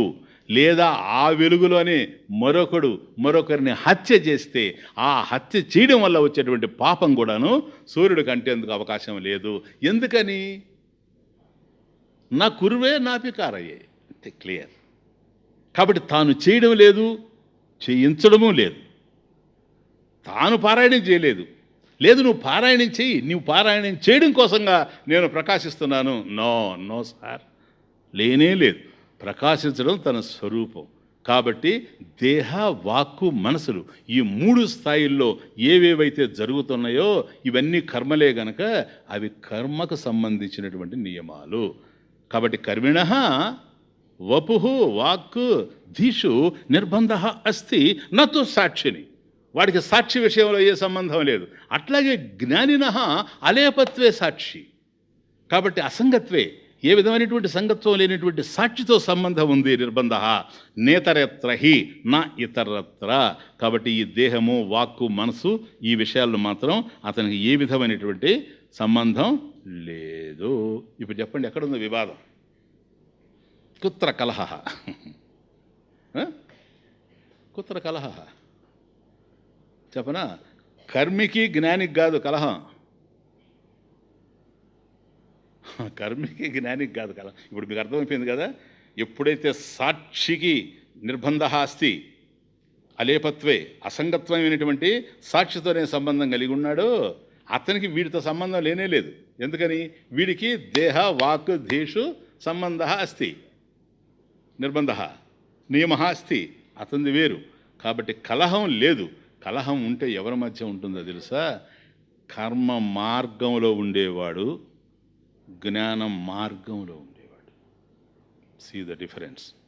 కర్మ మార్గంలో ఉండేవాడు వీడు కర్మి, ఓకే, వీడు యాక్సెప్టెడ్. జ్ఞాన మార్గంలో ఉండేవాడు, అంతేగాని జ్ఞాని కాదు. అంటే వీడు మీమాంసే, వాడు మీమాంసే, అందుకని కలహం వస్తుంది. ఎక్కడ మీమాంస ఉంటే అక్కడ కలహం. కాబట్టి వీడిది పూర్వ మీమాంస, వాడిది ఉత్తర మీమాంస, అక్కడ కలహం. జ్ఞాని ఈ రెండిట్లో దేనికి సంబంధించి ఉంటాడు స్వామీజీ? రెంటికి సంబంధించినాడు కాదు. ఎందుకని? వాడు కర్మే సత్యం అన్నాడు అనుకోండి, వాడిని లైటప్ చేస్తాడు. వీడు జ్ఞానమే సత్యం అంటే వీడిని లైటప్ చేస్తాడు సార్, సేమ్ సూర్యుడిలాగా. అవునా? See that. ఏవం చాన్యోన్య వృత్తాంత అనభిఘ్నౌ బధిరావివ వివదేతాం బుద్ధిమంతః హసంత్యేవ విలోక్యతౌ. కాబట్టి అసలు జ్ఞానానికి కర్మకి భేదం అనేదే లేదు. ప్రౌఢవాదం ప్రకారం చూస్తే భేదం అనేది లేదు. కానీ తమాష ఏంటంటే ఈ కర్మలో ఉండేవాళ్ళు, జ్ఞాన మార్గంలో ఉండేవాళ్ళు, వాడు జ్ఞానమే శ్రేష్టమని, వాడు కర్మే శ్రేష్టమని వీళ్ళిద్దరు వాదాల్లో పడి మగ్గుతూ ఉంటారు. వీళ్ళిద్దరు వాదాల్లో పడి మగ్గుతూ ఉంటే జ్ఞాని ఏంటి స్వామీజీ? వాళ్ళని చూసి నవ్వుతూ ఉంటాడు అని మీరు అంటారా? ఇదిగో ఆయనే చెప్తున్నాడు, నేనే. ఏవం ఈ విధంగా అన్యోన్య వృత్తాంత, అన్యోన్య పరస్పరం, వాడిది వీడు, వీడిది వాడు, వృత్తాంత తస్య, వృత్తాంత తస్య అంటే విషయ ఫల భోగాలలో ఉండేటువంటి భేదం తెలియని వాళ్ళు. చూసారా, ఇంతకుముందు చూచాం కదా, కర్మకి జ్ఞానానికి ఉండే భేదం, విషయంలో, సాధనలో, ఫలములో భేదం చూచామా లేదా? అది తెలియనటువంటి వాళ్ళు అన్యోన్య వృత్తాంత అనభిజ్ఞౌ, అభిజ్ఞవు కాదు అనభిజ్ఞవు, అందుకని వృత్తాంత దీర్ఘం ఉంది కదా, అక్కడ ఆ తీసుకోండి. ఏవంచ అన్యోన్య వృత్తాంత అనభిజ్ఞవు అంటే ఒకరిది ఒకడు అర్థం కాని వాళ్ళు. అది వీడిది వాడికి అర్థం కావడం లేదు, వాడికి వీడిది అర్థం కావడం లేదు. ఒకడు పూర్వమీమాంస, ఇంకొకడు ఉత్తర మీమాంస. బాగానే ఉంది సార్. తస్య అంటే విషయ ఫల విషయాదుల యందు భేదం ఉంది, అది అనభిజ్ఞౌ తౌ బధిరా వివ. బధిర అంటే చెవిటివాడు కదా, బధిరహ. బధిరా వివ అంటే ఏంటిలైనా ఎట్లా అర్థం చేసుకోవాలని, దాన్ని ఎలా పలకాలి? బధిరౌ ఇవ. అది అంటే ఇద్దరు చెవిటి వాళ్ళలాగా. బాగుంది చూడండి, ఎట్లాంటి కూరలో ఇది కలహం. ఇద్దరూ చెవిటి వాళ్ళు. బధిరా వివ బధిరౌ ఇవ అనభిజ్ఞౌ తౌ వివదేతాం. అది వివదేతాం సార్ అంటే వివాదితాం, వాదం చేసుకుంటూ ఉండారు. ఇద్దరు చెవిటి వాళ్ళు ఏ విధంగా అయితే కలహించుకుంటారో ఆ విధంగా వాదించుకుంటూ ఉండారట. ఎవరు? ఈ కర్మ మార్గంలో ఉండేటువంటి వాడు, ఈ పూర్వమీమాంసకుడు, ఉత్తర మీమాంసకుడు, ఇద్దరు వాదించుకుంటూ ఉండారు. జ్ఞాని వాదంలో దిగడం లేదు. ఎందుకు దిగడం లేదు తెలుసా? భేదం ఉంటే వాదం. ఎక్కడ భేదంతో అక్కడ గెలవడానికి వాదం. అసలు భేదమేం లేదు సార్ నీకు నాకు. నువ్వేంది, నువ్వు ఆలోచించే ధోరణి ఏంది, నేను ఆలోచించే ధోరణి. నేను తూర్పును చూస్తున్నావు, నువ్వు పడమను చూస్తున్నావు. నీకు నాకు సంబంధమే లేదు. కాబట్టి తూర్పునే చూసేవాడు ఉంటే, తూర్పులో నేను ఒకటి చూస్తుంటే వాడు ఒకటి చూసినప్పుడు ఇద్దరం తూర్పే చూస్తున్నాము, నీకు అది ఎందుకు కనపడుతుంది, నాకు కనపడుతుంది అని చెప్పి వాదించుకోవచ్చు. నువ్వు పడమరను చూస్తున్నావు, నేను తూర్పును చూస్తాను, నీకు నాకు సంబంధమే లేదు. ఇది ప్రౌఢవాదం. కాబట్టి జ్ఞానం ఎంటర్ కావడం లేదు. ఈ భేదం తెలియక, అంటే వీడిది వాడికి అర్థం కావడం లేదు, వాడిది వీడికి అర్థం కావడం లేదు. మీ గతంలో చెప్పాను నేను, మా మాస్టర్ చెప్పేవాడని. ఇది కలహం. మేము చిన్నప్పుడు సెకండ్ ఫామ్ చదివి చెప్పాడు మా మాస్టర్. కొత్త వాళ్ళ కోసం చెప్తున్నా, పాతవాడు ఉంటారు. అరే అబ్బాయి, చెప్పేవాడు వినేవాడికి ఇద్దరికి కనుక అర్థమైంది అది వ్యవహారం రా. ఏంటండి? చెప్పేవాడికి వినేవాడికి అర్థమైందంటే అంటే వీడేం చెప్తాడో వాడికి అర్థమవుద్ది, వాడేం చెప్తాడో వీడికి అర్థమవుతుంది. అర్థం కదా? వాడు అడిగి అనుకోండి, ఏమయ్యా స్వచ్ఛ భారత్ అంటే ఏంటంటే చెప్తాడు, ఇద్దరికి అర్థమవుతుంది. అయ్యా గ్రామాన్ని దత్తత తీసుకోవడం ఏంటంటే చెప్తాడు, ఆ కంట్రీగో ఇంటర్గో ఏదో ఒకటి చెప్తాడు. ఇట్లనైనా ఆ జ్ఞానం ఆ గ్రామానికి వెళ్ళి దానికంతా వీళ్ళు బేలు చేస్తారు. బాగుంది, క్లియర్గా అర్థమవుతా ఉంది అండి. ఆ పోతున్న అతను ఎవరండి అని, ఆయన మార్కండేయులయ్యా అని చెప్తారు. అర్థమవుతుంది. ఇక్కడ ఎవరండి పోయేది? ఏడుకొండలయ్యా. అర్థమవుతుంది. చెప్పేవాడికి వినేవాడికి అర్థమయ్యేది వ్యవహారం. చెప్పేవాడికి మాత్రమే అర్థమయ్యి వినేవాడికి అర్థం కాంది కలహం. ఇది క్వారల్. కలహం అంటే అది. అంటే వాడు నేను చెప్పేది ఈ ఎక్కడ జరుగుతాయి స్వామి? అసెంబ్లీలో. ఇంకెక్కడ సార్ జరిగేది? అన్న ప్లాట్ఫామ్ ఎక్కడ దొరుకుతుంది మనకు? సరేనా? వాళ్ళు చెప్తేనే మనకు అర్థం అవుతుంది. నిమిషానికి ఇన్ని లక్షలు అవుతుందని ఖర్చు. దేనికి? దీనికి. నాది నీకు అర్థం కాదు, నీది నాకు అర్థం కాదు. ఎవడు చెప్పేది వాడే. నా వాదన నాదే, నీ వాదన నీదే. ఇది కలహం, రచ్చ. మూడోది నేను చెప్పను. అదేంటో తెలుసా మాస్టర్ అన్నది? చెప్పేవాడికి వినేవాడికి ఇద్దరికి అర్థం కాకపోతే అది వేదాంతం రా అన్నాడు. సరేనా? అది మనకు వర్తించదు అనుకో. కానీ జరుగుతున్నదంతా అదే. రగాల్ది చెప్పడమే కానీ అది చెప్పేవాడు లాస్ట్లో లేచిపోయేటప్పుడు వాడు ముఖం చూస్తే వాడికి అర్థం తృప్తి ఉండదు. వాళ్ళు ఎందుకో ఏదేదేదో. ఇది పశువు గడిదిని ఆవు దూరంగా పోయి నెమ్మరేస్తుంది. అట్లా వాడు ఏదో ఆ పుస్తకం ఈ పుస్తకం చూసి పోయి కక్కేసి తినిందంతా అక్కడ కక్కేసి వచ్చిన తర్వాత ఎట్లాగైతే అనారోగ్యంతో ఉంటాడో వీడు కూడా వాడికి తెలుసు కదా. ప్రపంచంలో విచిత్రమైన విషయం ఏంటంటే, నీకు జ్ఞానం కలిగితేనే నువ్వు తృప్తిగా ఉండగలవు, కానీ నువ్వు జ్ఞానిని ప్రపంచం అంతా అనుకున్నా నువ్వు తృప్తిగా ఉండలేవు. వాడికి తెలుసు నాకు రాదని. అందుకని వాడికి తృప్తి ఉండదు, వీడికి తృప్తి ఉండదు. ఇది విచిత్రమైన విషయం. కానీ ఇక్కడ విషయం ఏంటంటే అనభిజ్ఞవు. ఈ విద్యారణ్య స్వామితో ఒకటి కాదు యాతన, బధిరావివ బధిరవు ఇవ, ఇది కూడా అర్థం చేసుకోవాలి మీరు. అంటే నాకు వస్తుంది డౌట్ ఇక్కడ, వీళ్ళు జన్మతః బధిరులా మధ్యలోన మిడిల్ డ్రాపా? అదేదో టెక్నికల్ వర్డ్గా కదా. ఎక్కడ సార్ వీళ్ళు బధిరులు? సపోజ్ పుట్టుకతోనే చెవిటివాడు అనుకో, కలహానికి అవకాశం లేదు. అండర్స్టాండ్? I think so. ఈయన ఉద్దేశం కూడా అదే అని నేను అనుకుంటున్నా ఇంతవరకు. సరేనా? ఇప్పటికీ వందలాది శ్లోకాలు చూచాం కనుక, ఇవే కాకుండా ఇతర ప్రకరణాలు కూడా ఆయన యొక్క మార్గం, ఆయన బోధించే విధానం తెలిసిపోయింది కనుక మనకు. కాబట్టి మధ్యలోనే వచ్చి ఉండాలి వీడికి చెవుడు. ఎందుకో తెలుసా? మధ్యలో వస్తేనే వాడికి చెవుడు వచ్చేసినా ఎదుటోడు ఏదన్నా ముద్రాశాస్త్రం, ఎదుటోడు ఏదన్నా అభినయించాడు అనుకోండి, వీడికి అర్థమవుతుంది. లేకపోతే అర్థం కాదు. ఇప్పుడు ఇట్లంటే నేనని, అట్లంటే నువ్వు అనేది కూడా తెలియదు సార్. జన్మతః బధిరుడైతే ఎట్లా తెలుస్తుంది? ఇట్లంటే నువ్వు అని ఎట్లా అర్థం చేసుకుంటాడు? అంటే కొంతకాలం వాడికి చెవుడు లేకుండా ఉండి వ్యవహారం నడిచి ఇలా అంటే నువ్వని, ఎందుకంటే మాట్లాడేవాడు చెప్తాడు నువ్వెందుకు చేసావు ఈ పని అన్నప్పుడు ఆ భాష వాడికి అర్థమవుతా ఉంది, భావం అర్థమవుతా ఉంది, సంజ్ఞ అర్థమవుతా ఉంది, ముద్ర కదా. అదే కనుక పుట్టుకతోనే వాడు కనుక బధిరుడైతే, పుట్టుకతోనే కనుక వాడు చెవిటివాడైతే అసలు ఈ సంజ్ఞలు కూడా అర్థం చేసుకోలేడు.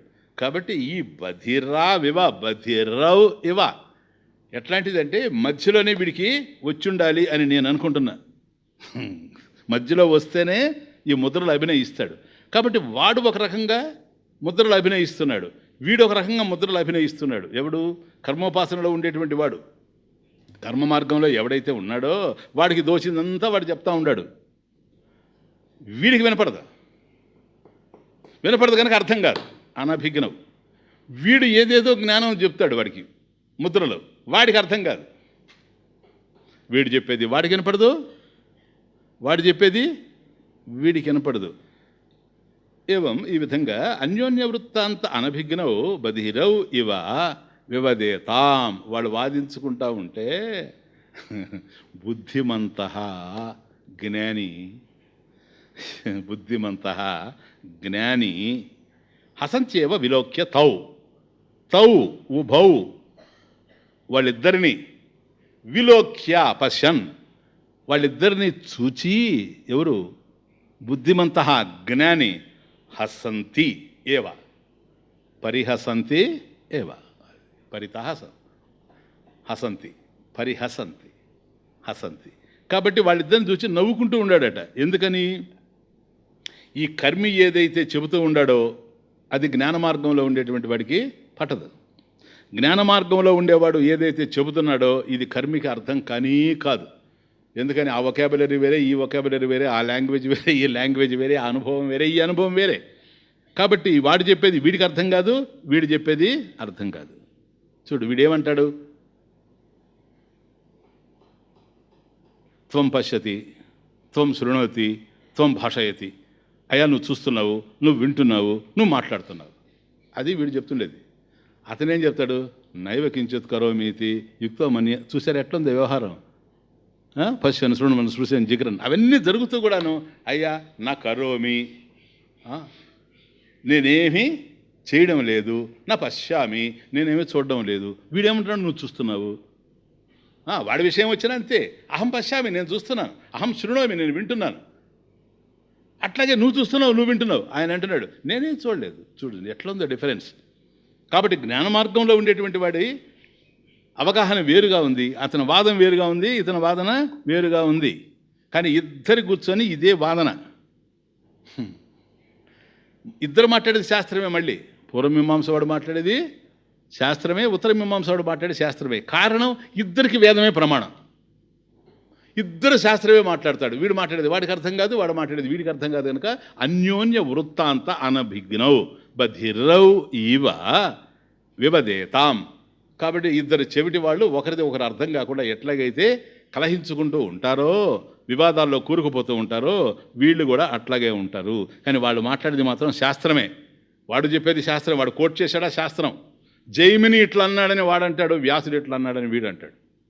బాగుండే జైమిని మహర్షి ఎట్లా చెప్పాడయ్యా, వ్యాస మహర్షి ఎట్లా చెప్పాడయ్యా, ఇద్దరు శాస్త్రమే. మళ్ళీ వాడు పూర్వభాగం తీసుకొని మాట్లాడుతూ ఉంటాడు వేదంలో, కర్మకాండ. ఈయన ఉత్తర భాగం అంటే జ్ఞానకాండ. అక్కడ కర్మకాండ, ఇక్కడ జ్ఞానకాండ. ఇక్కడ ఉపనిషత్తుల మీద మాట్లాడుతూ ఉంటాడు. ఆ ఉపనిషత్తులు ఇతనికి అర్థం కాదు, ఈ కర్మకాండ అతనికి అర్థం కాదు, అతనికి అవసరం కూడా లేదు. కాబట్టి దర్వీ సూతరసానివ, దర్వీ సూతరసానివ, ఇది ఒక మంచి ఎక్స్ప్రెషన్ శాస్త్రంలో. అంటే కూరలో గరిటెలాగానే, పాయసంలో గరిటెలాగా. దర్వి అంటే గరిటె. సూతరసానివ, ఇప్పుడు పాయసంలో గరిటె తిరుగుతూ ఉంటుంది, సరేనా? ఈ పాయసం రుచి ఏమన్నా తెలుస్తుంది దీనికి? దాన్ని కడిగి మళ్ళీ కూరల్లో వేసామనుకోండి వడ్డిస్తుంది, సాంబార్లో వేస్తే వడ్డిస్తుంది. సాంబార్లో పోతే కానీ సాంబార్ రుచి తెలియదు, పాయసం ఉంటుంది కానీ పాయసం రుచి తెలియదు. క్లియర్? చట్నీలో పోతే కానీ చట్నీ రుచి తెలియదు. కానీ అన్నిట్లో తిరుగుతూ ఉంటుంది కూరలో గరిట్లాగా. కాబట్టి వీడు అన్ని శాస్త్రాలు చెప్తూ ఉంటాడు. ఆ పద్యం పాడతాడు, ఈ పద్యం పాడతాడు, అది ఎట్లా అయింది అంటాడు, ఇది ఎట్లా అయింది అంటాడు, అక్కడ ఇది జరిగిందంటాడు, ఇక్కడ ఇది జరిగిందంటాడు, లాస్ట్లో ఏం జరిగిందంటే ఏమి లేదంట. ఎందుకంటే నీకు అర్థమయ్యేది లేదు, నాకు అర్థమయ్యేది లేదు. విచిత్రం సార్, లైఫ్ విచిత్రం. ఎవరెవరు ఎందుకున్నారో, ఎక్కడెక్కడ ఎందుకున్నారో అసలు అర్థమే కాదు. ఈ ఉపన్యాసాలు ఏంటో, విషయాలు ఏంటో అది తీవ్రమైన ముముక్షమైనటువంటి వాడికి అర్థమవుతుంది. కానీ మిగతా వాళ్ళకి ఈ వివాదాలే మిగులుతాయి. ఒకటి చాలా పుస్తకాలు చదువుకొని ప్రసంగాలు మొదలుపెట్టాడు. ఒకటి కాదు జీవితంలో ఉబలాటం ఇదంతా. గోకుడు ఉండిందనుకోండి, ఏదో ఒక రకంగా గోక్కుంటూనే ఉండాలి. 10 మందిలో గోక్కోవడం ఇష్టం లేకపోతే సైడ్ కన్నా వెళ్ళి గోక్కొని వస్తాడు మళ్ళీ. ఎందుకంటే ఆ గోకుడు ఉండాలనే కానీ వదిలిపెట్టాడు మనిషి. వాడు 4 పుస్తకాలు చదువుకొని వాడిది 10 మంది వినాలా. వాడికే తెలియదని వాడికి బాగా తెలుసు. వాడికి బాగా తెలిసిన విషయం ఏమని వాడికి తెలియదని ఇతరులు తెలుసుకోవాలి. కాబట్టి ఎవరికి బోధిస్తాడు? ఎవరికైతే విషయం తెలియదో వాళ్ళకి బోధిస్తాడు. బాగా అన్ని శాస్త్రాలు అయ్యి చదువుకొని ఒక ప్రసంగి. అంటే ప్రసంగి అంటే నా ఉద్దేశం, ప్రసంగం చేసేవాడిని ప్రసంగి అంటారు. కర్మ చేసేవాడు కర్మి, ప్రసంగం చేసేవాడిని ప్రసంగి. అంతేగాని జ్ఞాని కాదు. కూర్చొనివాడు ప్రసంగిస్తాడు. మొదట్లో చాలా జనం వస్తారు, కొంతకాలం నడుస్తుంది అట్లా. ఆ తర్వాత అర్థమైపోతుంది, వరే వరే వరే వరే వీడు వాడే అని. అప్పుడు జనం అనుకుంటారు, పోయిన వారం మాట్లాడిన దానికి దీనికి సంబంధం లేదు, అంతకుముందు వారం మాట్లాడేది ఇది సంబంధం లేదు, ఎక్కడ సమన్వయం కుదరడం లేదు, తత్తు సమన్వయాత్ నా తత్తు సమన్వయాత్, ఏమర్థం కావడం లేదు అని అనుకుంటారు. అందుకని ఈ మొదటి రోజు జనం వస్తారు, 2వ రోజు తగ్గుతూ ఉంటారు, 3వ రోజు తగ్గుతూ ఉంటారు, 4వ రోజు తగ్గుతూ ఉంటారు. కొంతకాలం వాటి జరుగుతుంది, కొన్ని సంవత్సరాలు అటు జరుగుతుంది. ఆ తర్వాత మళ్ళీ అద్వైతానికి వస్తాడు. అంటే ఒక్కడే ఉంటాడు. అట్లా ఈ ప్రసంగి 10 రోజులు ఉపన్యాసాలు చెప్తే ఒకరోజు వచ్చినాడు, ఒకరోజు కనపడడం లేదు తనకి. ఇప్పుడు మనకు చూడండి, నేనే చూసినోడు ముఖాలు చూడలేక నువ్వు అట్ట కూర్చో, నువ్వు ఇట్ట కూర్చో అని చెప్తుంటాను నేను మీకు కదా. ఎక్కడ వేసినా అంటే నేను అన్నది ఆ మాట, అంటే అలవాటు పడిపోయారు అట్లా అక్కడ కూర్చొని ఎక్కడ వేసిన గొంగళి కదా. అట్లా కాదు ఇది ప్రసంగ వ్యవహారం. ఒకరోజు కనపడ్డాడు, 2వ రోజు కనపడ్డాడు, ఎందుకని చాలనుకుంటాడు. అర్థం కాని 3 రోజులు వస్తాడు, 4వ రోజు రాడు. ఉపన్యాసాలు సమాప్తమైపోయింది, ఆయనకి సన్మానం చేస్తూ ఉండరు. ఆ సమయంలో ఆయన సన్మానానికి రిప్లై ఇస్తూ ఒక మాట అన్నాడు, ఆత్మబంధువులారా ఏమి చాలా సంతోషంగా ఉంది. ఇదే సంతోషం, విషయంలో సంతోషం లేదు, సన్మానంలో సంతోషం. కానీ ఇక్కడ ఒక విషయం నేను చెప్పాల్సినటువంటి అవసరం ఉంది. ఒక వ్యక్తిని గురించి ముఖ్యంగా చెప్పాల్సిన అవసరం ఉంది. నేను చూస్తున్నాను ఈ 10 రోజులుగా, ఒకరోజు వచ్చిన వాళ్ళు ఒకరోజు కనపడడం లేదు నాకు. వాడికి ఏమైనా పనులు ఉండొచ్చు, మరొకటో విషయం చెప్పడం తెలుసు అతనికి ఎందుకు రావడం లేదని. కానీ ఇదిగో ఆ ఫలానా వ్యక్తి మాత్రం ఎప్పుడు వస్తాడు. అదిగో ఆ గుండె అయినా ప్రతిసారి వస్తున్నాడు. తొలి రోజు నుంచి ఈ రోజు వరకు ఉంటాడు. అందువల్ల శ్రద్ధావాన్ ఆయన సంస్కారానికి నేను ఆయన్ని అభినందించకుండా ఉండలేకపోతున్నాను. నాయన ఒకసారి లేచి వచ్చి జనానికి కనపడు నువ్వు అన్నాడు. అతన్ని లేచి నమస్కారం సార్ వచ్చాడు. ఇక్కడ ఈ అభినందనకి నేను నోచుకోలేదు ఇంతవరకు. మీలాంటి గొప్పవారు నన్ను అభినందించడం, ఇట్లాంటి వాళ్ళు కొన్ని శాలువాలు పెట్టుకొని ఉంటారు. అసలు ఎవడి గప్పాలనా అని, ఎవడిస్తే వాడికి గప్తా ఉంటారు. నాకు అలవాటే లేదు, జ్ఞానం లేదు కనుక ఆ మహాజ్ఞానులు గప్పుతుంటారు. విచిత్రం ఏంటంటే, మీలాంటి వ్యక్తి నన్ను అభినందించడం అనేది చిన్న విషయం కాదు. కాకపోతే నేను 10 రోజులుగా వచ్చి ఎంతగానో విన్నానని ఇవన్నీ మీరు చెప్తున్నారు. ఈ విషయాన్ని నేను మీకు చెప్పక ఉండలేకపోతున్నాను. నేను వచ్చింది వాస్తవమే, ఒక్కరోజు కూడా మిస్ కాలేదు. 10 రోజులుగా ఇక్కడికి వచ్చింది వాస్తవమే. రేపు ఆలోచిస్తున్నాను ఎక్కడికి పోవాలని, ఎందుకంటే రేపు మీరుండరు కనుక. ఇంతవరకు వాస్తవమే. కానీ నేను శ్రద్ధగా విన్నానంటున్నారు చూసారా, అది వాస్తవం కాదు. మిమ్మల్ని మోసం చేయలేను. నేను వచ్చానే కానీ వినింది ఏమీ లేదు. కానీ వచ్చింది మాత్రం వాస్తవం, వినంది మాత్రం వాస్తవం.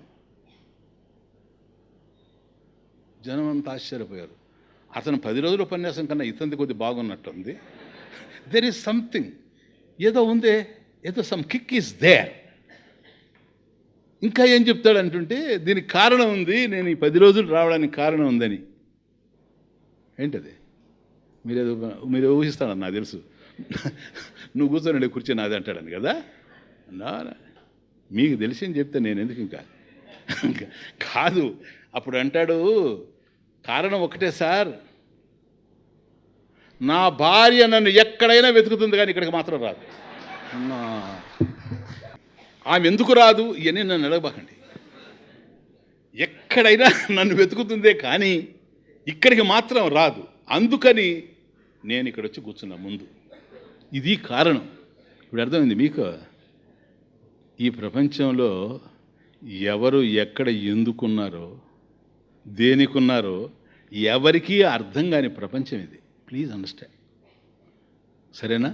ఎవరెందుకు చెప్తారో, ఎవరెందుకు చెప్పరో, ఎవరు ఏం చేస్తున్నారో ఈ ప్రపంచంలో ఎవరికీ అర్థం కాదు. ఇది కర్మ. మీమాంసలో పడ్డవాడు ఎవడు ఇట్లాగే ఉంటాడు, వచ్చిన బాధ అది.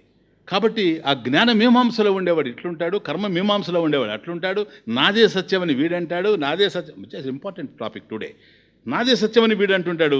వీళ్ళిద్దరి వ్యవహారం చూసి జ్ఞాని పరిహసిస్తూ ఉంటాడు, నవ్వుకుంటూ ఉంటాడట, ఇద్దరికి తెలియదని. ఇది పరిహాసస్య ఆశంక్య. అయ్యా నిజమే, ఎందుకని ఈ పరిహాసం ఎందుకు వస్తుంది జ్ఞానికి? ఏవం కలహం పరిహార యోగ్యత్వం అస్తి. వీళ్ళిద్దరు ఈ విధంగా తగుడాడుకోవడం అనేటువంటిది పరిహాస యోగ్యత్వం, నవ్వుకోవడానికే పనికొస్తూ ఉంది. అదేంటండి, జ్ఞాని అయినటువంటి వాడు వాళ్ళు దారిలో తప్పిపోతూ ఉంటే వాళ్ళకి చెప్పాలి కానీ వాళ్ళని చూసి నవ్వడం ఏమిటని. నవ్వడం కన్నా జ్ఞాని ఏం చేయగలడు చెప్పండి? ఎందుకో తెలుసా? జ్ఞాని చెప్పినా వాళ్ళకి అర్థం కాదు. ఇది ఇంకో థర్డ్ ఫేజ్. మళ్ళీ వాడిది వీడికి తెలియలే, వీడిది వాడికి తెలియలేదు కదా. జ్ఞాని చెప్పేది ఇద్దరికి తెలియదు. కాబట్టి ఈయన చెప్పినా వాళ్ళకి అర్థమయ్యే అవకాశం లేదు కనుక నవ్వడం కన్నా చేయగలిగింది ఏమీ లేదు.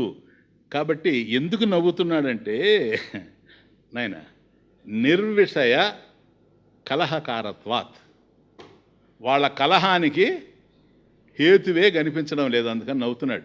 ఇద్దరు తగులాడితే ఏదైనా అర్థం ఉండాలి, అంతేగాని నిర్విషయ కలహకారత్వాత్. కాబట్టి వాళ్ళ కలహానికి కారణమే కనిపించడం లేదు గనక నిర్విషయ కలహకారిత్వాత్ హసంతి, నవ్వుతూ ఉన్నాడు జ్ఞాని. అంతకన్నా చేయగలిగేటువంటిది ఎందుకు లేదు. ఎందుకని వీడు వాడిని వాదించినా, వాడు వచ్చి వాదించినా జరిగేది ఏంటని, వీళ్ళిద్దరికి పోయేది ఏంటి? విచిత్రమైనటువంటి టాపిక్ మళ్ళీ నెక్స్ట్. ఎందుకంటే వాళ్ళిద్దరి మధ్య కలహమే లేదు కదా. మరి కలహమే లేనప్పుడు వీడిని గురించి వాడు బాధపడ్డం ఎందుకు, వాడిని గురించి వీడు బాధపడ్డం ఎందుకు? కమాన్. యం కర్మేణ విజానాతి సాక్షిణం తస్య తత్వవిత్ బ్రహ్మత్వం బుధ్యతాం తత్ర కర్మిణ కిం విహీయతే.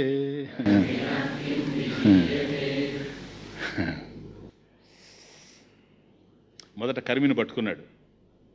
వీడి కలహం ఉందా? లేదు. ఎందుకని? ఏమి నష్టం రా నీకు కలహానికి? తర్వాత జ్ఞానికి చెప్తాడు. యం ఫస్ట్ లైన్ ఎం సెకండ్ లైన్ సాక్షిణం. ఎం సాక్షిణం కర్మి ఫస్ట్ లైన్ అన్వయక్రమం చెప్తున్నా. ఎం ఎవరినైతే దేన్నైతే ఏది సాక్షిణం ఎం సాక్షిణం నాయన ఏ సాక్షి అయితే కర్మి న విజానాతి, ఏ సాక్షి అయితే కర్మికి తెలిసే అవకాశం లేదో కర్మపరుడికి, తస్య అంటే తస్య సాక్షిణ, తస్య అంటే సాక్షిణ తత్వవిత్, తత్వం తెలిసినటువంటి వాడు తత్వవిత్ బ్రహ్మత్వం బుధ్యతాం. ఏ సాక్షి అయితే కర్మపరుడికి తెలియడం లేదో ఆ సాక్షిని బ్రహ్మత్వం, జగత్కారణం బ్రహ్మ, వెరీ ఇంపార్టెంట్, జగత్కారణం బ్రహ్మగా బుధ్యతాం తెలుసుకుంటూ ఉండాడు. ఎవరు? జ్ఞాని, తత్వవిత్. తత్ర అస్మిన్ విషయే కర్మిణ కిం విహీయతే, వీడికి కర్మికి వచ్చే నష్టం ఏంటని, వాట్ లాస్, కర్మిణ కిం విహీయతే, వీడికి నష్టం ఏముంది ఇక్కడ కర్మికి? ఫస్ట్ కర్మ విషయం వచ్చాడు, తర్వాత జ్ఞాన విషయం, ఆ జ్ఞాన మార్గంలో ఉండేవాడికి కూడా చెప్తాడు. ఆ ఇద్దరు మీమాంసకుల గురించి చెప్తున్నాడు. అయ్యా ఏదైతే నీకు తెలియదో, ఎం సాక్షిణం ఏ సాక్షి విషయమైతే కర్మి న విజానాతి కర్మపరుడికి తెలిసే అవకాశం లేదో, తస్య సాక్షిణ తత్వవిత్ తత్వం తెలుసుకున్నటువంటి వాడు, జ్ఞానం కలిగినటువంటి వాడు బ్రహ్మత్వం బుధ్యతాం. ఏ సాక్షి అయితే నీకు తెలియదో ఆ సాక్షిని బ్రహ్మత్వం, అది ఇంపార్టెంట్, బ్రహ్మ అనకుండా బ్రహ్మత్వం అంటే జగత్కారణం బ్రహ్మ, బ్రహ్మత్వంలో త్వము కూడా ఉంది. బ్రహ్మమును తెలుసుకున్నా ఉపయోగం లేదు, త్వం నిన్ను తెలుసుకున్నా ఉపయోగం లేదు సార్. ఎందుకో తెలుసా? బ్రహ్మముని గురించి తెలుసుకుంటావు, ఏం ఉపయోగం? సత్యం జ్ఞానం అనంతం బ్రహ్మ, ఏమొస్తుంది నీకు? అశోకుని గురించి తెలుసుకుంటే ఎంతో, కనిష్కుని గురించి తెలుసుకుంటే ఎంతో, బ్రహ్మం గురించి తెలుసుకుంటే కూడా అంతే. జగత్కారణం తెలియాలి. అట్లాగే త్వం నిన్ను గురించి తెలుసుకున్నావు, ఏమని?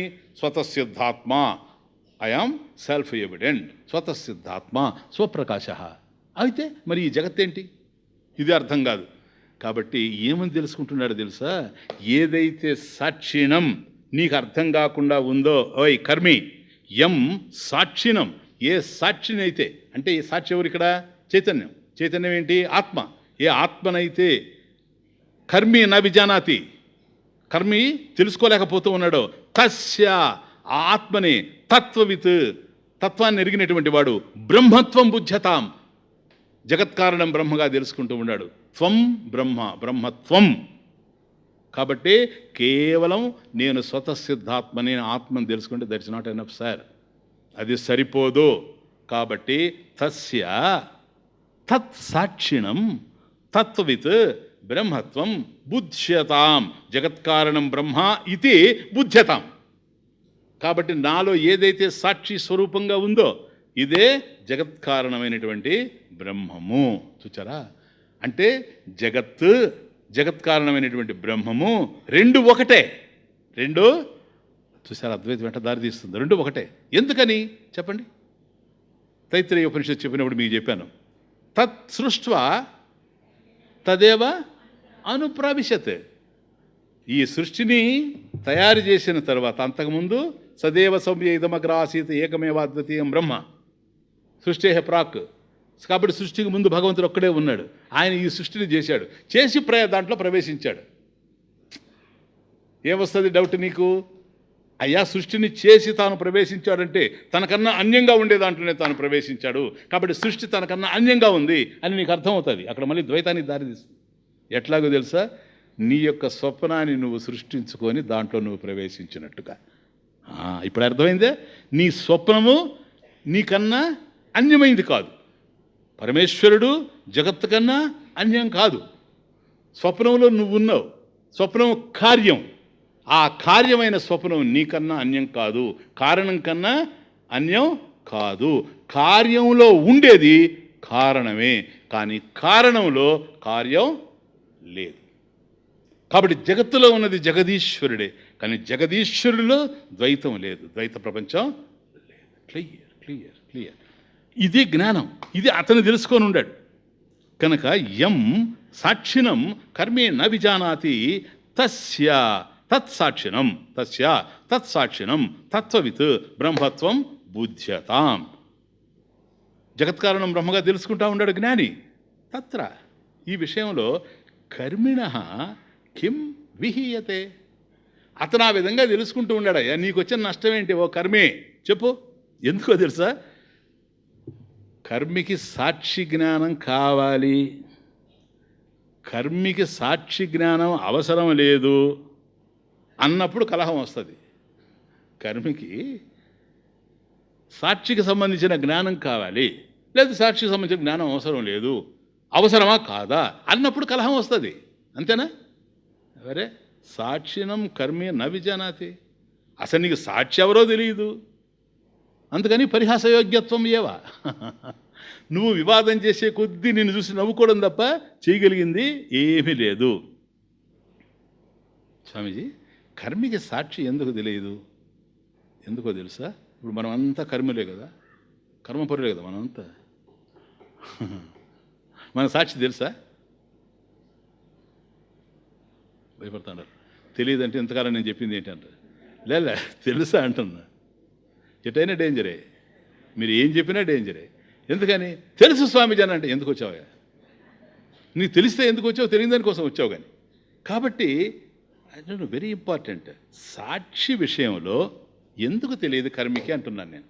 సాక్షి ఎందుకు తెలియదు అని అంటే,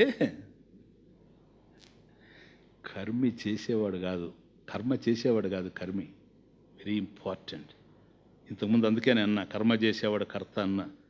కర్మ చేసేవాడు కాదు కర్త. ఎందుకని చెప్పు? జ్ఞాని కూడా చేస్తాడు కదా కర్మ. కర్మ చేసేవాడు కాదు సార్ కర్త. అహం కర్త, నేను కర్తనే అనేవాడు కర్త. See the point. Subtle, very subtle. ఎందుకని? జ్ఞాని కూడా చేస్తూ ఉన్నాడు కదా. జ్ఞాని చేయడంలే, రమణ మహర్షి భోంచేయడంలే. Is it not action? చెప్పండి. ఆయన పుస్తకం చదవడం లేదా? Is it not action? ఆయన నీతో మాట్లాడడం లేదా? Is it not action? కాబట్టి జ్ఞాని ద్వారా నీ కర్మలు కనపడతా ఉన్నాయి, కానీ ఆయన కర్మిష్టి కాదు, జ్ఞాని. ఎందుకని? నైవకించిత్ కరోమి. ఇది కనెక్షన్ చూడండి. అవి ఏమైనా చేసుకుంటూ ఉండండి. సాక్షి అహం, అలేపత్వే సాక్షి అహం అనే దాంట్లోనే ఉన్నాడు జ్ఞాని. కాబట్టి నహి ఖచ్చిత క్షణమపి జాతు తిష్టత్య కర్మకృత్. కర్మ చేయకుండా ఎవడు ఒక క్షణం ఉండేందుకు అవకాశం లేదు. కాబట్టి కర్మ అందరూ చేస్తున్నారు, కానీ ఎవడు కర్త తెలుసా? అహం కర్త, నేను చేస్తున్నానంటాడే వాడు. ఎప్పుడైతే నేను కర్త అనుకుంటున్నాడో నాయన, ఎప్పుడైతే నేను అహం కర్త అనుకుంటున్నాడో వీడికి సాక్షి ఎట్లా తెలుస్తుంది? తెలిసే అవకాశం లేదు. కారణం సాక్షి అకర్త. అది హేతు. సాక్షి అకర్త. ఎప్పుడైతే సాక్షి అకర్త అయ్యాడో వీడికి తెలిసేటువంటి అవకాశం లేనే లేదు. కాబట్టి ఏదైతే మనకు తెలుసో నాయన, నెక్స్ట్ కనెక్షన్, మనకు తెలిసింది సత్యం అనుకుంటాం మనం. మనకు తెలిసింది వ్యవహారికం, మనకు తెలిసింది వ్యావహారిక సత్తా. మనకు తెలిసింది సత్యం కాదు, మనకు తెలిసిన దానికి ఆధారమైంది ఏదో అది సత్యం. ఇది మనకు తెలియదు. మనకి ఏదైతే సత్యమో అది జ్ఞానికి సత్యం కాదు. See the point. దేహ వాగ్బుద్ధయస్త్యక్తాః జ్ఞానినానృత బుద్ధితః కర్మీ ప్రవర్తయత్వాభిః జ్ఞానినో హీయతేత్ర కిం. కాబట్టి ఇంతకుముందు శ్లోకంలో చూచాం 272లో, ఒరే నీకు సాక్షిని గురించే తెలియదు, నేను కర్త అనుకుంటూ ఉన్నావు గనక మరి తత్వవిధుడు ఎవరు? జగత్కారణం బ్రహ్మే తాను అనేటువంటి జ్ఞానం కలిగినటువంటి వాడురా. అటువంటప్పుడు అతనికి నీకు వాదం ఏమిటి? అలా అనుకుంటూ ఉండేటువంటి జ్ఞాని నేనే బ్రహ్మము. ఏ బ్రహ్మము? ఆత్మ నేనని అనుకోవడం లేదు. అయమాత్మ బ్రహ్మ. మహావాక్యం. నేను ఆత్మనని కాదు అనుకుంటూ ఉండేది. బాగా నేను సీ ద డిఫరెన్స్. నేను ఆత్మ అనుకుంటే నేను ఆత్మ, అది జగత్తు, అది ఇది బ్రహ్మం అనుకుంటాడు. నో, బ్రహ్మత్వం, త్వం అహం, నేను ఏదైతే ఉన్నానో తద్ బ్రహ్మేవ. ఏ బ్రహ్మ? జగత్కారణం బ్రహ్మ. ఇప్పుడు ఏకమేవ అద్వితీయం అని అనుకునేటువంటి వాడు అలా అనుకుంటూ ఉన్నాడు. తానే జ్ఞాని, తానే బ్రహ్మం అనుకుంటున్నాడు. నీకు దానివల్ల పోయేదేంట్రా అని అక్కడ అన్నాడు కదా, ఇక్కడ చెప్తూ ఉన్నాడు. దేహ వాక్ బుద్ధయ. కాబట్టి దేహము నాయన, దేహం అన్నప్పుడు ఏంటి? దేహాది పంచకోశ. దేహం అంటే ఒక్క శరీరం అని కాదు. అన్నమయ కోశం, మనోమయ కోశం, ప్రాణమయ కోశం, మనోమయ కోశం, విజ్ఞానమయ కోశం, ఆనందమయ కోశం. దేహ అన్నప్పుడు దేహాది పంచకోశ. వాక్, వాగాది జ్ఞానేంద్రియాణి, అంతఃకరణేన సహా, మనసా సహా, అంతఃకరణేన. బుద్ధయ త్యక్తాః జ్ఞానిన అనృత బుద్ధితః. అన్వయం చూసుకుంటారండి. దేహ వాక్ బుద్ధయ త్యక్తాః జ్ఞానిన అనృత బుద్ధితః. ఫస్ట్ 2 లైన్స్కి చెప్తున్నాను వినండి. జ్ఞానిన, జ్ఞాని చేత, జ్ఞానిన జ్ఞాని చేత దేహము, వాక్కు, బుద్ధి ఇవన్నీ కూడాను అనృత. అనృత అంటే అసత్యమని కదా, అంటే మిథ్య. అనృత బుద్ధిత, మిథ్యా బుద్ధిత. కాబట్టి దేహము, వాక్కు, మనసు ఇవన్నీ కూడాను మిథ్యా అని గ్రహించి త్యక్తాః, జ్ఞానినా త్యక్తాః. కాబట్టి జ్ఞాని చేత అవన్నీ త్యజించబడ్డాయి. నాహం దేహం, నాహం వాక్, మనోబుద్ధి అహంకార చిత్తానే నాహం, నేను కానవన్నీ కూడాను అని అనృత బుద్ధిత, మిథ్యాబుద్ధిత త్యక్తాః, అవన్నీ కూడాను విడవబడ్డాయి. అది జ్ఞాని విషయం. ఎవడు చెప్తున్నాడు ఇది? అయ్యా, జ్ఞాని ఇట్లా వదిలేశాడు. కర్మి, 3rd లైన్, ప్రవర్తయతు ఆభిహి, ఆభిహి కర్మభిహి. ఏవైతే నువ్వు మిథ్యారూపాలని భావించి, మిథ్యామాత్రంగా భావించి, మిథ్యాబుద్ధిత వాటిని త్యక్తాః వదిలిపెట్టేశావో వాటిని కర్మి ఆభిహి, ఆ కర్మభిహి ప్రవర్తయతు. దాంట్లో వాడు ప్రవర్తిస్తూ ఉన్నాడు. నువ్వు ప్రవర్తించడం లేదు. నువ్వెందుకు ప్రవర్తించడం లేదు? అవన్నీ మిథ్య గనక వాటి యందు నేను రమించాల్సినటువంటి అవసరం లేదని నువ్వు వాటిని త్యజించేశావు. వాడికి అదే సత్యంగా కనపడతా ఉంది గనక వాడు వాటి యందు రమిస్తూ ఉన్నాడు. జ్ఞానినః అత్ర కిం హీయతే. 4th లైన్, కిం హీయతే. అక్కడ విహీయతే, కిం విహీయతే. కర్మిణః కిం విహీయతే, ఇక్కడ జ్ఞానినః కిం హీయతే. అత్ర ఈ విషయంలో జ్ఞానికి మాత్రం పోయే నష్టం ఏంటి అంటాడు. నువ్వు ఏదైతే మిథ్యారూపాలుగా భావించి త్యజించేశావో, అవసరం లేదని దేహేంద్రియ మనోబుద్ధుల్ని మిథ్యా బుద్ధిత త్యజించావో, వాటినే సత్యం అనుకుంటూ ఉన్నాడు కనుక వాడు వాటి యందు రమిస్తూ ఉన్నాడు. నీకు వాడితో కలహం ఏంటి? దీన్నే కదా ఒక్క మాటలో కృష్ణ పరమాత్మ భగవద్గీతలో, అర్జున యా నిశా సర్వభూతానాం తస్యాం జాగర్తి సంయమే, యస్యాం జాగ్రత్త భూతాన్ని సా నిశా పశ్యతో మునేహ. నాయన చూడు ఎంత బ్యూటిఫుల్. యా నిశా, ఏదైతే రాత్రిగా ఉందో ఎవరికి? సర్వభూతాన్ని. యా నిశా సర్వభూతాన్ని తస్యాం, ఆ స్థితిలో జాగ్రత్త సంయమి, జ్ఞాని మేలుకొని ఉన్నాడు. అందరూ ఇది రాత్రి అని నిద్రపోతూ ఉంటే జ్ఞాని మేలుకొని ఉన్నాడు. అర్జున యస్యాం జాగ్రత్త భూతాన్ని. కాబట్టి ఆయనకి ఏదైతే రాత్రిలో యా నిశా సర్వభూతానం, వాళ్ళకి ఏదైతే రాత్రిగా ఉందో అక్కడ ఈయన మేలుకొని ఉన్నాడు. యస్యాం జాగ్రత్త భూతాన్ని సా నిశా పశ్యతో మునేహే. ఏదైతే వీళ్ళు మేలుకొని ఉండారో, ఎక్కడైతే వీళ్ళు మేలుకొని ఉండారో అక్కడ ఆయన నిద్రపోతూ ఉన్నాడు. అంటే దాని అర్థం ఏంటి? ఏది వీళ్ళకి సత్యంగా తెలుస్తూ ఉందో అది ఆయనకి సత్యంగా గోచరించడం లేదు. ఏది ఆయనకి సత్యంగా తెలుస్తూ ఉందో వీళ్ళకి అది అసత్యంగా తెలుస్తూ ఉంది. దీని విషయంలో వివాద ఎక్కడుంది అసలు? జ్ఞానినః కిం అత్ర హీయతే. వాడిని అనుకుంటే అనుకోనిండయా, నువ్వు వచ్చే నష్టం ఏంటి చెప్పు? కర్త కరణాన్ని, ఇటు కర్త కానీ క్రియ కానీ కరణాన్ని సాధనాన్ని కానీ అనృత బుద్ధిత త్యక్త, అవన్నీ కూడా మిథ్యాస్వరూపాలను నువ్వు వదిలేసావు కదా, అయిపోయింది, ఇంకేముంది. కనుక అహం అకర్త అనుకునేటువంటి వాడు జ్ఞాని, అహం కర్త అనుకునేటువంటి వాడు కర్మి. కాబట్టి వాడు ఎట్లొస్తాడు, నీ స్థాయికి ఎట్లొస్తాడు, వాడిని అట్లా ఉండని, ద్వైత ప్రపంచంలో ఉండని. కారణం అజ్ఞానంలో ఉన్నాడు గనక వాడు ద్వైత ప్రపంచంలోనే ఉంటాడు. ఎందుకని? ద్వైత ప్రపంచస్య అవిద్యాకృతత్వాత్. ద్వైత ప్రపంచస్య అవిద్యాకృతత్వాత్. ఆ ద్వైత ప్రపంచం అనేది అజ్ఞానంతో సృష్టింపబడింది. నువ్వు జ్ఞానంలో ఉండేవాడి, జ్ఞానంలో ఉండేటువంటి వాడికి ద్వైతం కనిపించదు. ఒకవేళ ద్వైతం కనిపించినా కూడా అది అద్వైతమే. నీకు పాత్రలు అనేకం కనిపించిన అవన్నీ మట్టి పాత్రలే కనుక మట్టినే చూస్తావు నువ్వు.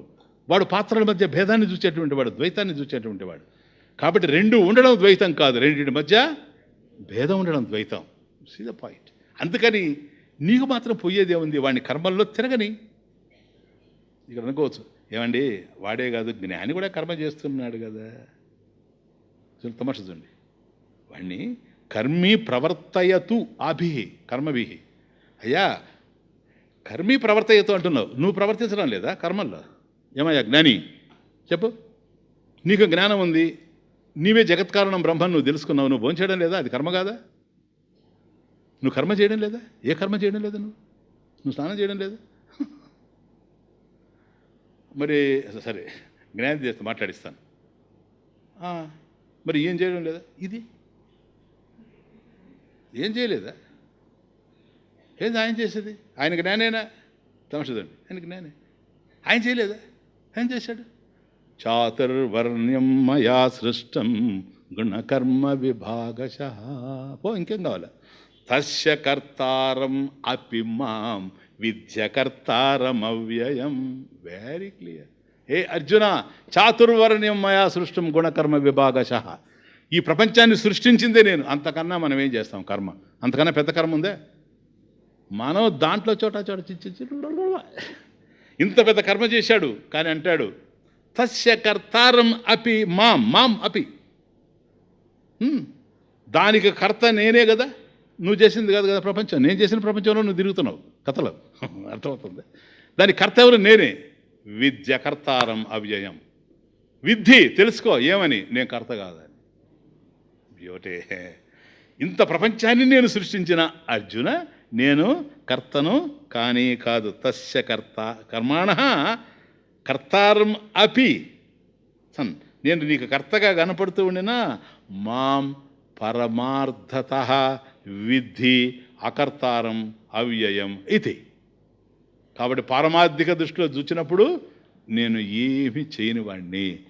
ఎందుకని? చేయాల్సినటువంటి అవసరం నాకేమీ కనపడడం లేదు గనక.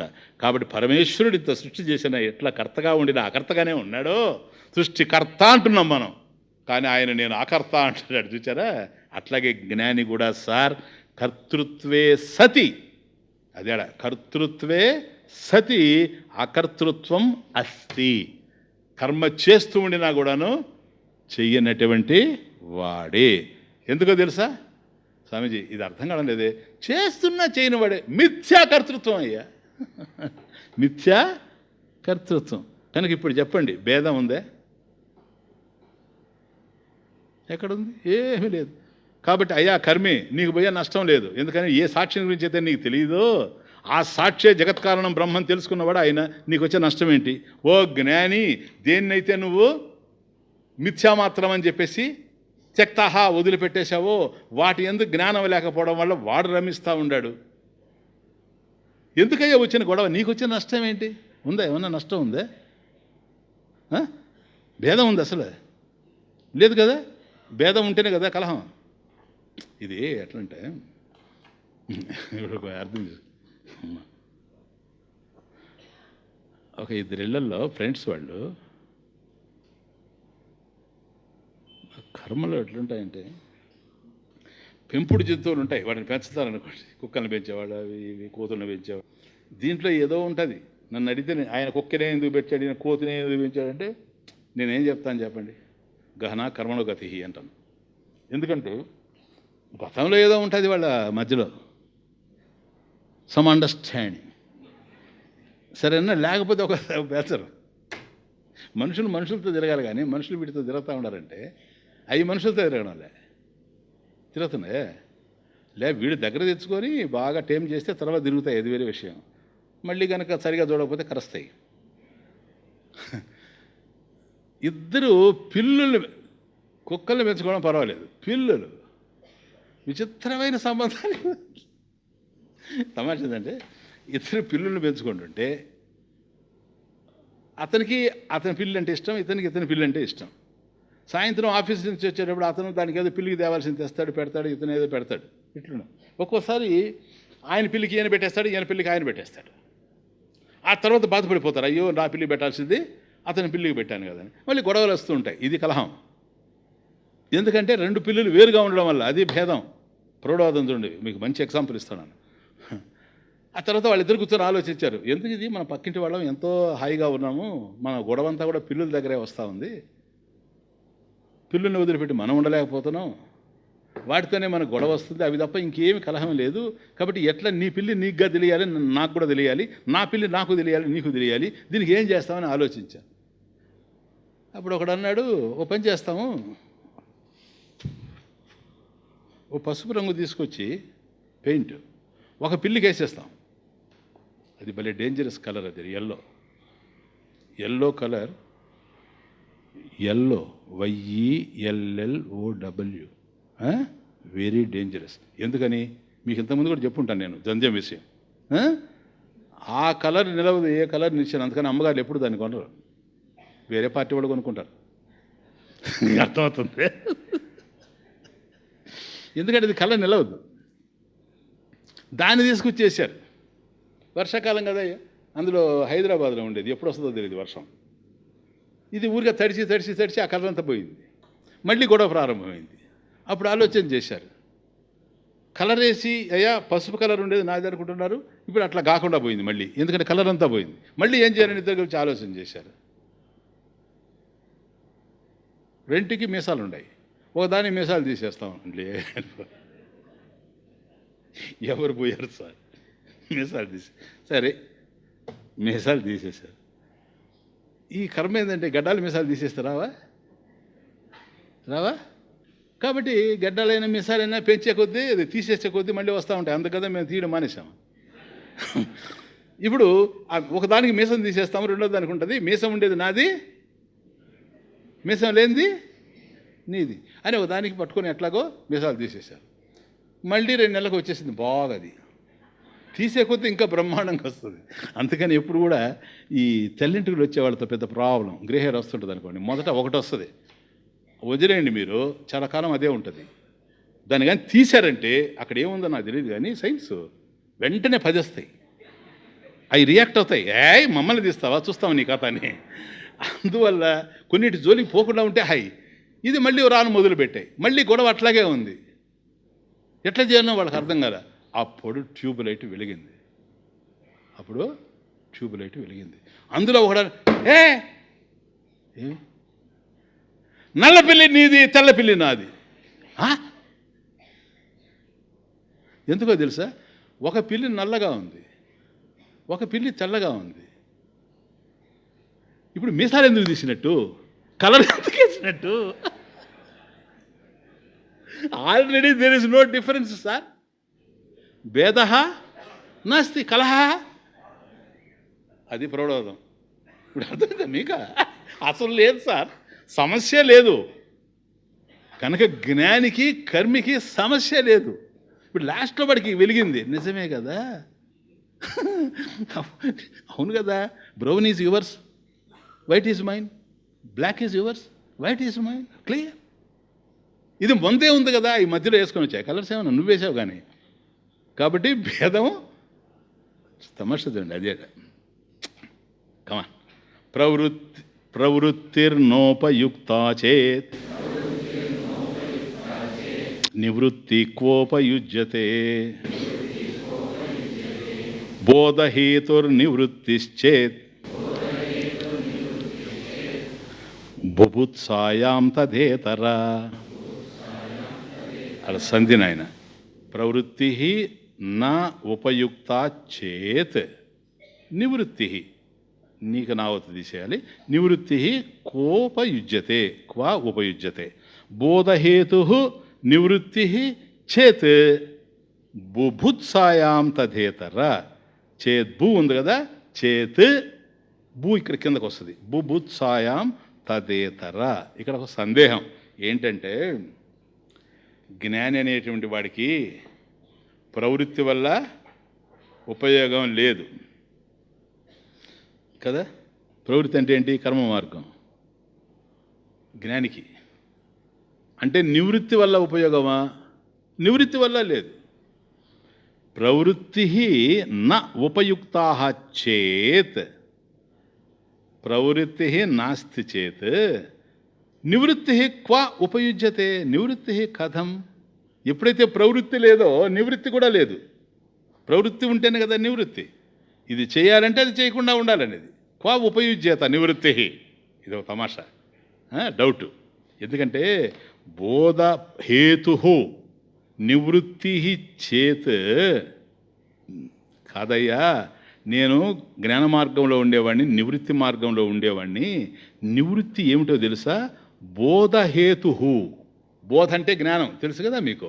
బోధహేతు, జ్ఞానానికి కారణమైంది నివృత్తి కదా, సన్యాస మార్గం. బోధ హేతు. ఆహా, అట్లాగా.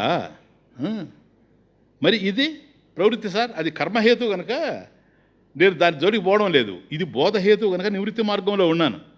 బోధహేతు నివృత్తి చేత్, నివృత్తికి బోధహేతు చేత్.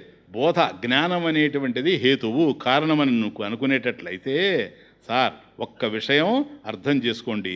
బుభుత్సాయాం తదేతర తథా ఇతర బుభుత్సాయాం.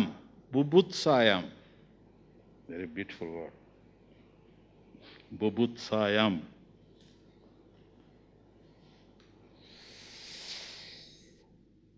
జిజ్ఞాస అంటే ఏంటమ్మా? జ్ఞాతం తెలుసుకోవాలని కోరి.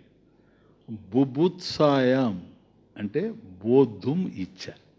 బుభుత్సాయాం బోద్ధుం ఇచ్చ.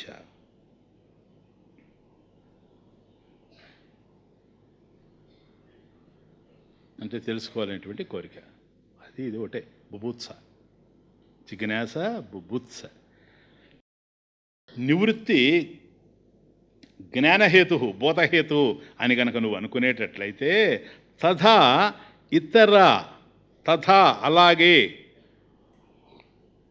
ఎలాగే? నివృత్తి మార్గం లాగే.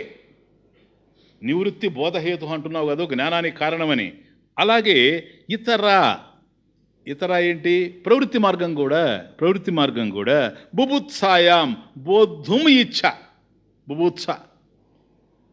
ఎందుకని?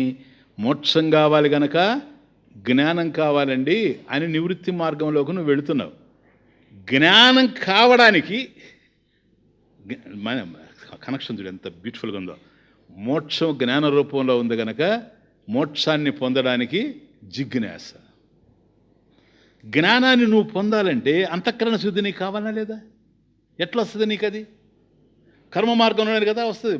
బుభుత్స. అదే. కాబట్టి మోక్షాన్ని పొందడానికి జిజ్ఞాస, జిజ్ఞాస కలగడానికి బుభుత్స. పరంపరయ బాగా చూస్తే పరంపరయ బోధహేతుహో రెండు కూడాను. ఇది మోక్షం వైపు జ్ఞానం కలగడానికి తీసుకెళ్తా ఉంది, అది కూడా తీసుకెళ్తా ఉంది. ప్రవృత్తి లేకపోతే నివృత్తి అవసరం కూడా లేదు సార్. ప్రవృత్తి ఉపయోగం కాదని కనుక నువ్వు చెప్పేటట్లయితే నివృత్తి కూడా ఉపయోగం లేదు. ఎందుకని? ప్రవృత్తి లేకపోతే నివృత్తి వచ్చేటువంటి అవకాశం లేదు. కానీ వాస్తవానికి చెప్పాలంటే నివృత్తి వల్ల మోక్షం రాదు, ప్రవృత్తి వల్ల మోక్షం రాదు. కర్మయోగం వల్ల మోక్షం రాదు, జ్ఞానయోగం వల్ల మోక్షం రాదు. జ్ఞానం వల్లనే మోక్షం వస్తుంది. కర్మయోగం వల్ల రాదు, సన్యాసం వల్ల రాదు, జ్ఞానం వల్లనే మోక్షం వస్తుంది. జ్ఞానం రావాలంటే గురుముఖత శాస్త్రాన్ని అధ్యయనం చేయాలి. ఇది జిజ్ఞాస. ఈ జిజ్ఞాస కలగాలంటే అంతఃకరణ శుద్ధి కలిగి ఉండాలి. అంతఃకరణ శుద్ధి కలగడం అనేటువంటిది బుభుత్స, బోద్ధుం ఇచ్చ.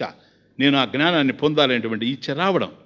కాబట్టి నివృత్తి జ్ఞానార్జన జరుగుతూ ఉంది, ప్రవృత్తి జ్ఞానేచ్ఛ కల్పిస్తూ ఉంది. జ్ఞానాన్ని నువ్వు పొందాలి అనేటువంటి ఇచ్చని ప్రవృత్తి కల్పిస్తూ ఉంది. ఆ ఇచ్చ కలిగిన తరువాత నువ్వు శుద్ధి చేసుకొని హృదయాన్ని చిత్తశుద్ధి కలిగి అంతఃకరణ శుద్ధి కలిగి ఆ తర్వాత ప్రయత్నం చేస్తూ ఉండవు కాదు, అప్పుడు జిజ్ఞాసగా మారుతూ ఉంది. కాబట్టి సన్యాసం గనక నివృత్తి మార్గం, సన్యాస మార్గం గనక బోధహేతువైతే, అంటే జ్ఞానానికి హేతువయ్యేటట్లయితే కర్మయోగం ఏదైతే ఉందో ప్రవృత్తి, అది కూడా బోధహేతువే. పరంపరయ బోధహేతు. ముందు ఇది, తరువాత అది. ఇది లేకుండా అది లేదు. కాబట్టి ఇది అది రెండు కూడాను మోక్షం వైపే, జ్ఞానం వైపుకే దారి తీస్తూ ఉండాయి. ఈ రెండింటి మధ్య భేదం చూడాల్సిన అవసరం లేదు. ఇప్పుడు అర్థమైందే? భేద నాస్తి. ఒక్క మాటలో, హే అర్జున, సాంఖ్యయోగౌ పృథగ్బాలా ప్రవదంతి న పండితా. వాట్ ఎ వండర్ఫుల్ శ్లోక నాయన. సాంఖ్య నివృత్తి, యోగ అంటే ప్రవృత్తి. సాంఖ్య యోగౌ, ఆ రెండిటిలో పృథక్, ఇది వేరు అది వేరు, సాంఖ్యం వేరు యోగం వేరు, నివృత్తి వేరు ప్రవృత్తి వేరు అని బాలాహ ప్రవదంతి. చిన్న పిల్లలు మాట్లాడుతూ ఉంటారు. నా పండితాహ, జ్ఞానం కలిగిన వాళ్ళు ఎప్పుడూ మాట్లాడరు. ఎందుకని? పరంపరయ బోధహేతు. ఇది అది కలిస్తేనే జ్ఞానం. ఏమి అసలు ఏ అంతఃకరణ శుద్ధి లేకుండా, ఇప్పుడు అమానిత్వాది లక్షణాలు మనం ఏవైతే మొన్న అర్థం చేసుకున్నామో ఎక్కడ, నిజాం కాలేజీలో, అవి లేకుండా జ్ఞానం కలిగే అవకాశం ఉందే?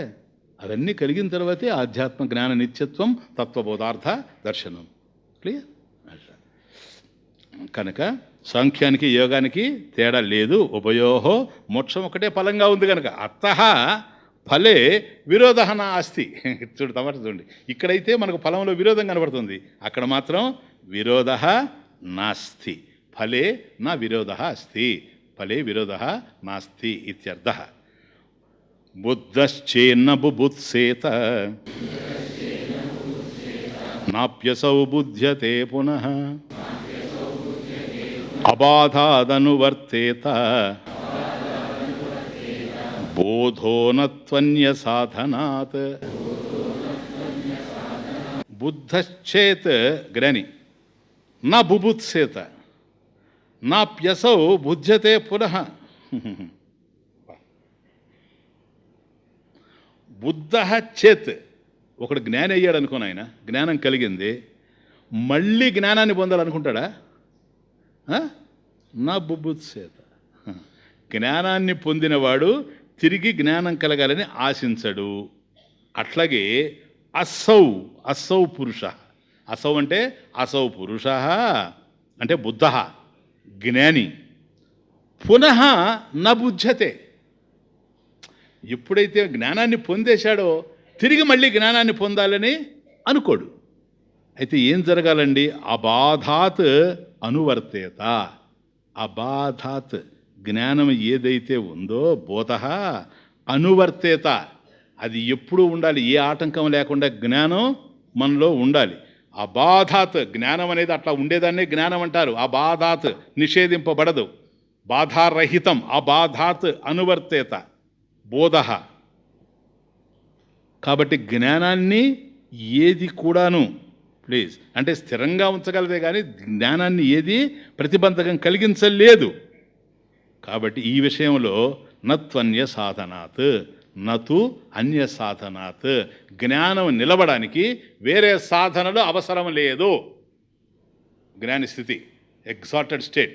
ఎప్పుడైతే జ్ఞానాన్ని పొందేశాడో బ్రహ్మత్వం, కాబట్టి నేనెవరో కాదు, అహం బ్రహ్మ ఇతి, అయమాత్మ బ్రహ్మ అనేటువంటి జ్ఞానం కలిగిపోయింది కనుక మళ్ళీ ఆ జ్ఞానాన్ని పొందాలని ఆశించడు. కాబట్టి ప్రవృత్తి లేదు, ప్రవృత్తి లేనే లేదు. ఒకవేళ దీనికి ప్రతిబంధకాలు వచ్చి నేను జ్ఞానిని తెలుసుకున్నప్పటికి కూడాను, ఇక్కడ చాలా క్రిటికల్ పాయింట్లే, మళ్ళీ జారిపోద్ది అని అనుకోవడానికి అవకాశం లేనే లేదు సార్. ఎందుకని? అసౌ పురుష బుద్ధ పునః నా బుధ్యతే. కాబట్టి వాడది పోగొట్టుకుంటూ ఉండడం, మళ్ళీ దాన్ని సంపాదించుకుంటూ ఉండడం అనేటువంటిది లేనే లేదు. బోధ అనువర్తేత అంటే నిషేధం లేకుండా ఉండాలి. బాధకాభావ, బాధక అభావ, దానికి బాధ లేకుండా ఉండాలి. అబాధాత్, అదిగో అబాధాత్ అనువర్తేత, జ్ఞానం అట్లా ఉండాలి. అంతేగాని నతు అన్య సాధనాత్, అన్య సాధనాలు ఏది? ధ్యానం వా మననం వా, ఇవి. అయ్యా నాకు నేను జ్ఞానాన్ని పొందాను, మళ్ళీ ఆ జ్ఞానం స్థిరంగా ఉండడం కోసంగా నేను ధ్యానం చేస్తాను, నేను మననం చేస్తాను. నాన్సెన్స్. చేయాల్సిన అవసరం లేనే లేదు. ఎందుకని ఆల్రెడీ జ్ఞానాన్ని పొందాడు కనుక దాన్ని రిటైన్ చేసుకోవడం ఎట్లా అంటాడు? రిటైన్ చేసుకునేది లేదు సార్. ఎందుకు రిటైన్ చేసుకోవడం అవసరం లేదు? స్థిరత్వం కోల్పోదేటట్లయితే నువ్వు దాన్ని రిటైన్ చేసుకోవాలి మళ్ళీ. కానీ ఇది ఏదో కాదు, ప్రమాతృస్వరూపత్వాత్, అది హేతు. ప్రమాతృస్వరూపత్వాత్, నీ స్వరూపమే అది. ఆత్మ అనేది నీ స్వరూపమే గనక దాన్ని నువ్వు పోగొట్టుకునేది లేనే లేదు. ఎస్, నిజమే సార్ మీరు చెప్పేది. కానీ ఒక్కటి చెప్పండి నేను, ఇది క్రిటికల్, చిన్న విషయం, 5 minutes అండి. అసలు ఒరిజినల్గా ఎవరు సార్? నేను బ్రహ్మమే. కాబట్టి కదా బ్రహ్మం అవుతున్నావు. బ్రహ్మవిత్ పరం ఆప్నోతి. నువ్వు బ్రహ్మం కాకుండా కొత్తగా బ్రహ్మం అయితే మళ్ళీ బ్రహ్మం కాకుండా పోతావు. ఈ లాజిక్ అంతా మీకు తెలుసు కదా. బ్రహ్మమే కదా నేను. అవును. జీవుడైంది ఎవరు? బ్రహ్మమే కదా. బ్రహ్మమేనా జీవుడైంది? ఇప్పుడు బ్రహ్మం అని తెలుసుకున్నా, మళ్ళీ జీవుడిని అయితే ఏం కావాలా? ఈ డౌట్ వచ్చి ఉంటుంది మీకు. ఎప్పుడైనా వచ్చి ఉంటుంది. నేను నడకపోయినా వస్తుంది.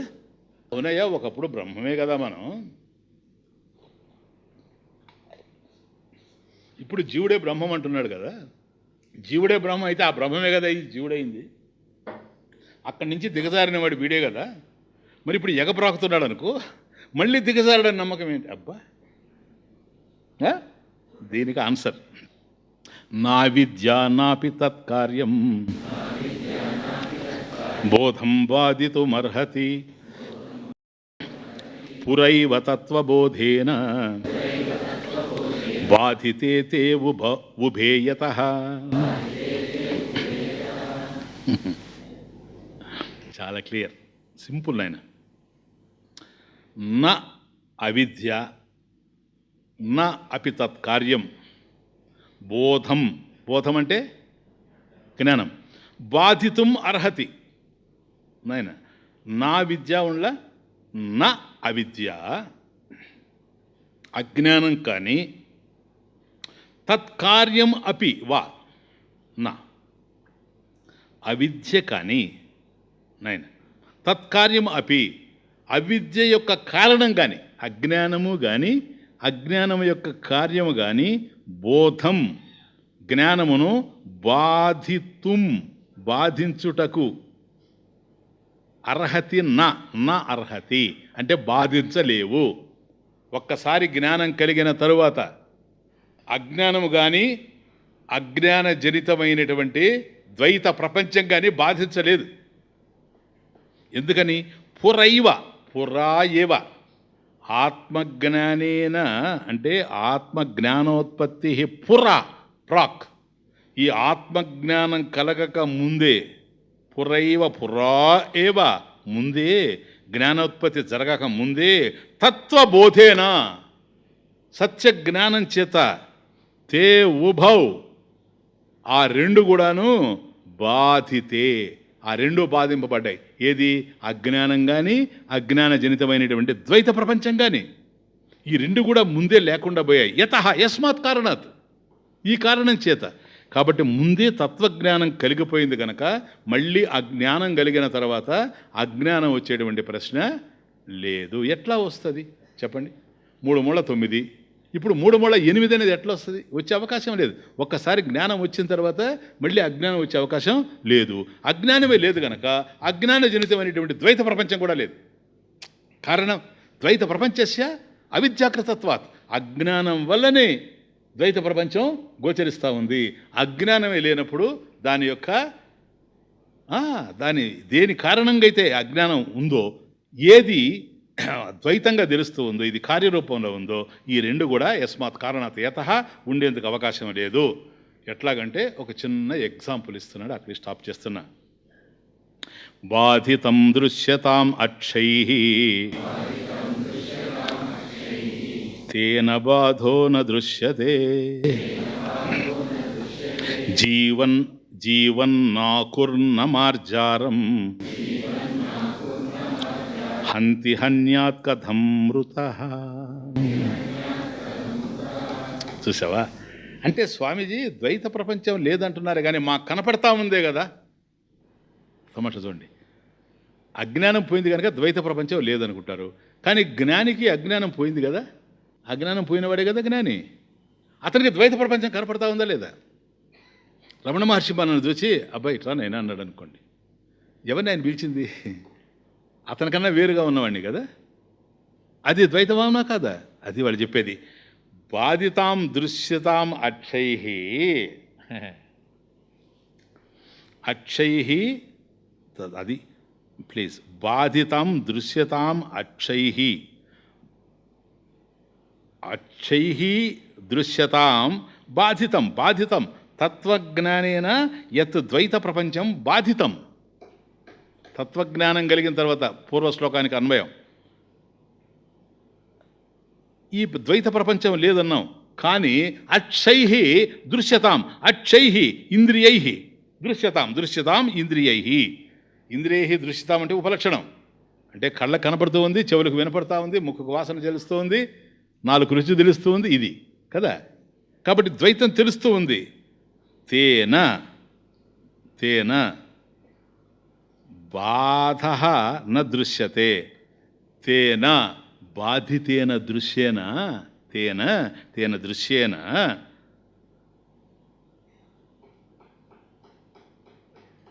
తేన బాధ న దృశ్యతే. జ్ఞానం నశించిపోవడం లేదు. ఇంద్రియాలు చూస్తూ ఉన్నప్పటికి కూడాను ద్వైత ప్రపంచం లేదు అంటున్నాం, ఎందుకంటే అజ్ఞానం పోయింది కనుక. అజ్ఞానం వల్ల ఏర్పడినటువంటి ద్వైత ప్రపంచం లేదు అంటున్నాం. కష్టంగా ఉందే, కొద్ది చూడండి. అజ్ఞానం వల్ల ద్వైత ప్రపంచం కలిగించబడింది, జ్ఞానం అజ్ఞానాన్ని నివృత్తి చేసింది. అజ్ఞానాన్నే కాదు, నా విద్య నాపి తత్కార్యం, దాని యొక్క కార్యం అనేటువంటి ద్వైత ప్రపంచాన్ని కూడా నివృత్తి చేసింది కదా. అయినా నాకు కనపడుతూ ఉంది అంటాడు. ఎట్లా కనపడుతూ ఉంది? అక్షై ఇంద్రియై దృశ్యతాం. కాబట్టి తత్వజ్ఞానైన యత్ ద్వైత ప్రపంచం బాధితం. మనకు జ్ఞానం కలిగి, తత్వజ్ఞానం కలిగి ఈ ద్వైత ప్రపంచం లేదు అని అనుకుంటూ ఉండినా ఇంద్రియాలకు కనపడుతూ ఉంది కదా అనేది పాయింట్. కాబట్టి ఇంద్రియాలు చూడని, వాటిని అనుభవించని, ఇది మాత్రం జ్ఞానాన్ని బాధించలేదు. బాధో న దృశ్యతే, ఏ విధమైనటువంటి బాధ కలగడం లేదు. ఎందుకు కలగడం లేదు? ఇప్పుడు చూడండి, ఆకాశం నీలివర్ణంగా ఉంది అన్నాం, స్కై ఈజ్ బ్లూ. ఇది మనకున్న జ్ఞానం. ఆకాశం నీలివర్ణంతో ఉంది. ఇప్పుడు దానికి సంబంధించిన జ్ఞానం మనకు కలిగింది. ఆకాశంలో నీలి రంగు లేదు, కానీ ఉన్నట్టుగా మనకు తెలుస్తూ ఉంది. అలా తెలియడానికి కారణం ఆకాశం ఎందుకు నీలివర్ణంతో ఉందో తత్సంబంధమైన జ్ఞానం మనకు లేకపోవడం, అంటే దానికి సంబంధించిన అజ్ఞానం ఉండడం.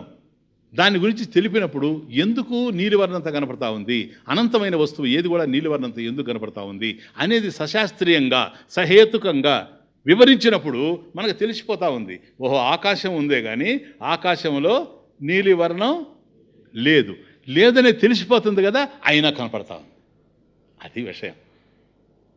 జ్ఞానం వల్ల అజ్ఞానము తొలగి అజ్ఞానజనితమైనటువంటి రూపం, దృశ్యం కనపడుతూ ఉండినా కూడాను అది కనపడుతూ ఉండినా లేనిదే అని తెలుస్తూ ఉంది కనుక అది లేదు అనే జ్ఞానం ఏదైతే మనకుందో ఈ జ్ఞానాన్ని అదేమీ పోగొట్టలేకపోతా ఉంది.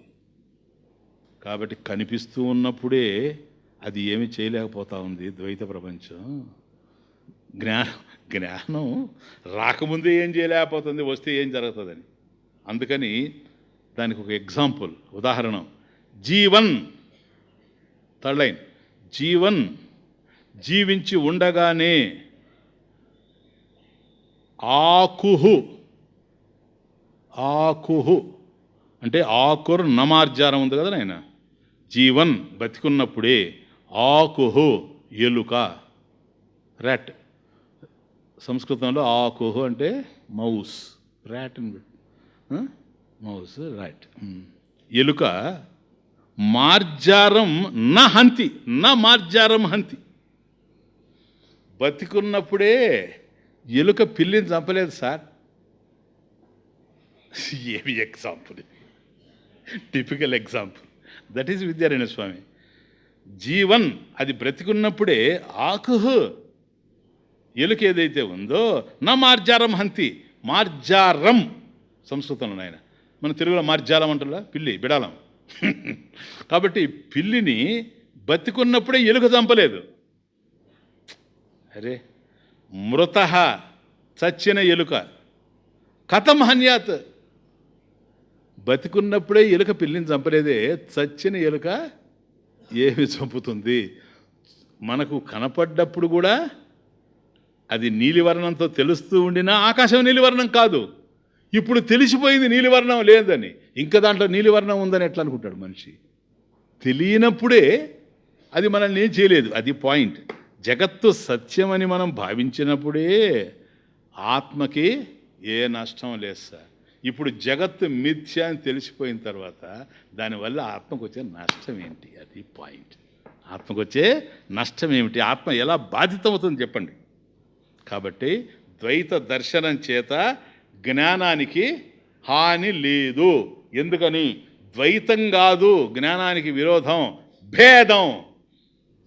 కనులు రెండైనా కనుచూపు ఒకటేలే, పెదవులు రెండైనా దరహాసము ఒకటేలే. చూచారా? రెండు కళ్ళు కానీ నవ్వు, అది చూపు ఒకటే. రెండు పెదవులు కానీ నవ్వు ఒకటే. కాబట్టి కళ్ళున్నంత మాత్రాన నవ్వులు రెండున్నాయి అనడానికి లేదు. రెండు కళ్ళు ఉన్నాయండి, రెండు చూపులు ఉన్నాయి, రెండు పెదవులు ఉన్నాయి కనుక రెండు నవ్వులు ఉన్నాయి అని కాదు. వాటి మధ్య భేదం ఉంటేనే. మాటలు ఎన్నున్నా మనసు ఒకటేలే, మనుగడలెన్నున్నా మోక్షము ఒకటేలే.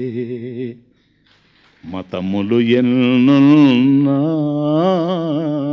సమ్మతము నీదేలే. అది విషయం. కులములు ఎన్నున్నా అనుకూలము నీవేలే. ఓం ఓం పూర్ణమదః పూర్ణమిదం పూర్ణాత్ పూర్ణముదచ్యతే పూర్ణస్య పూర్ణమాదాయ పూర్ణమేవావశిష్యతే. ఓం శాంతి శాంతి.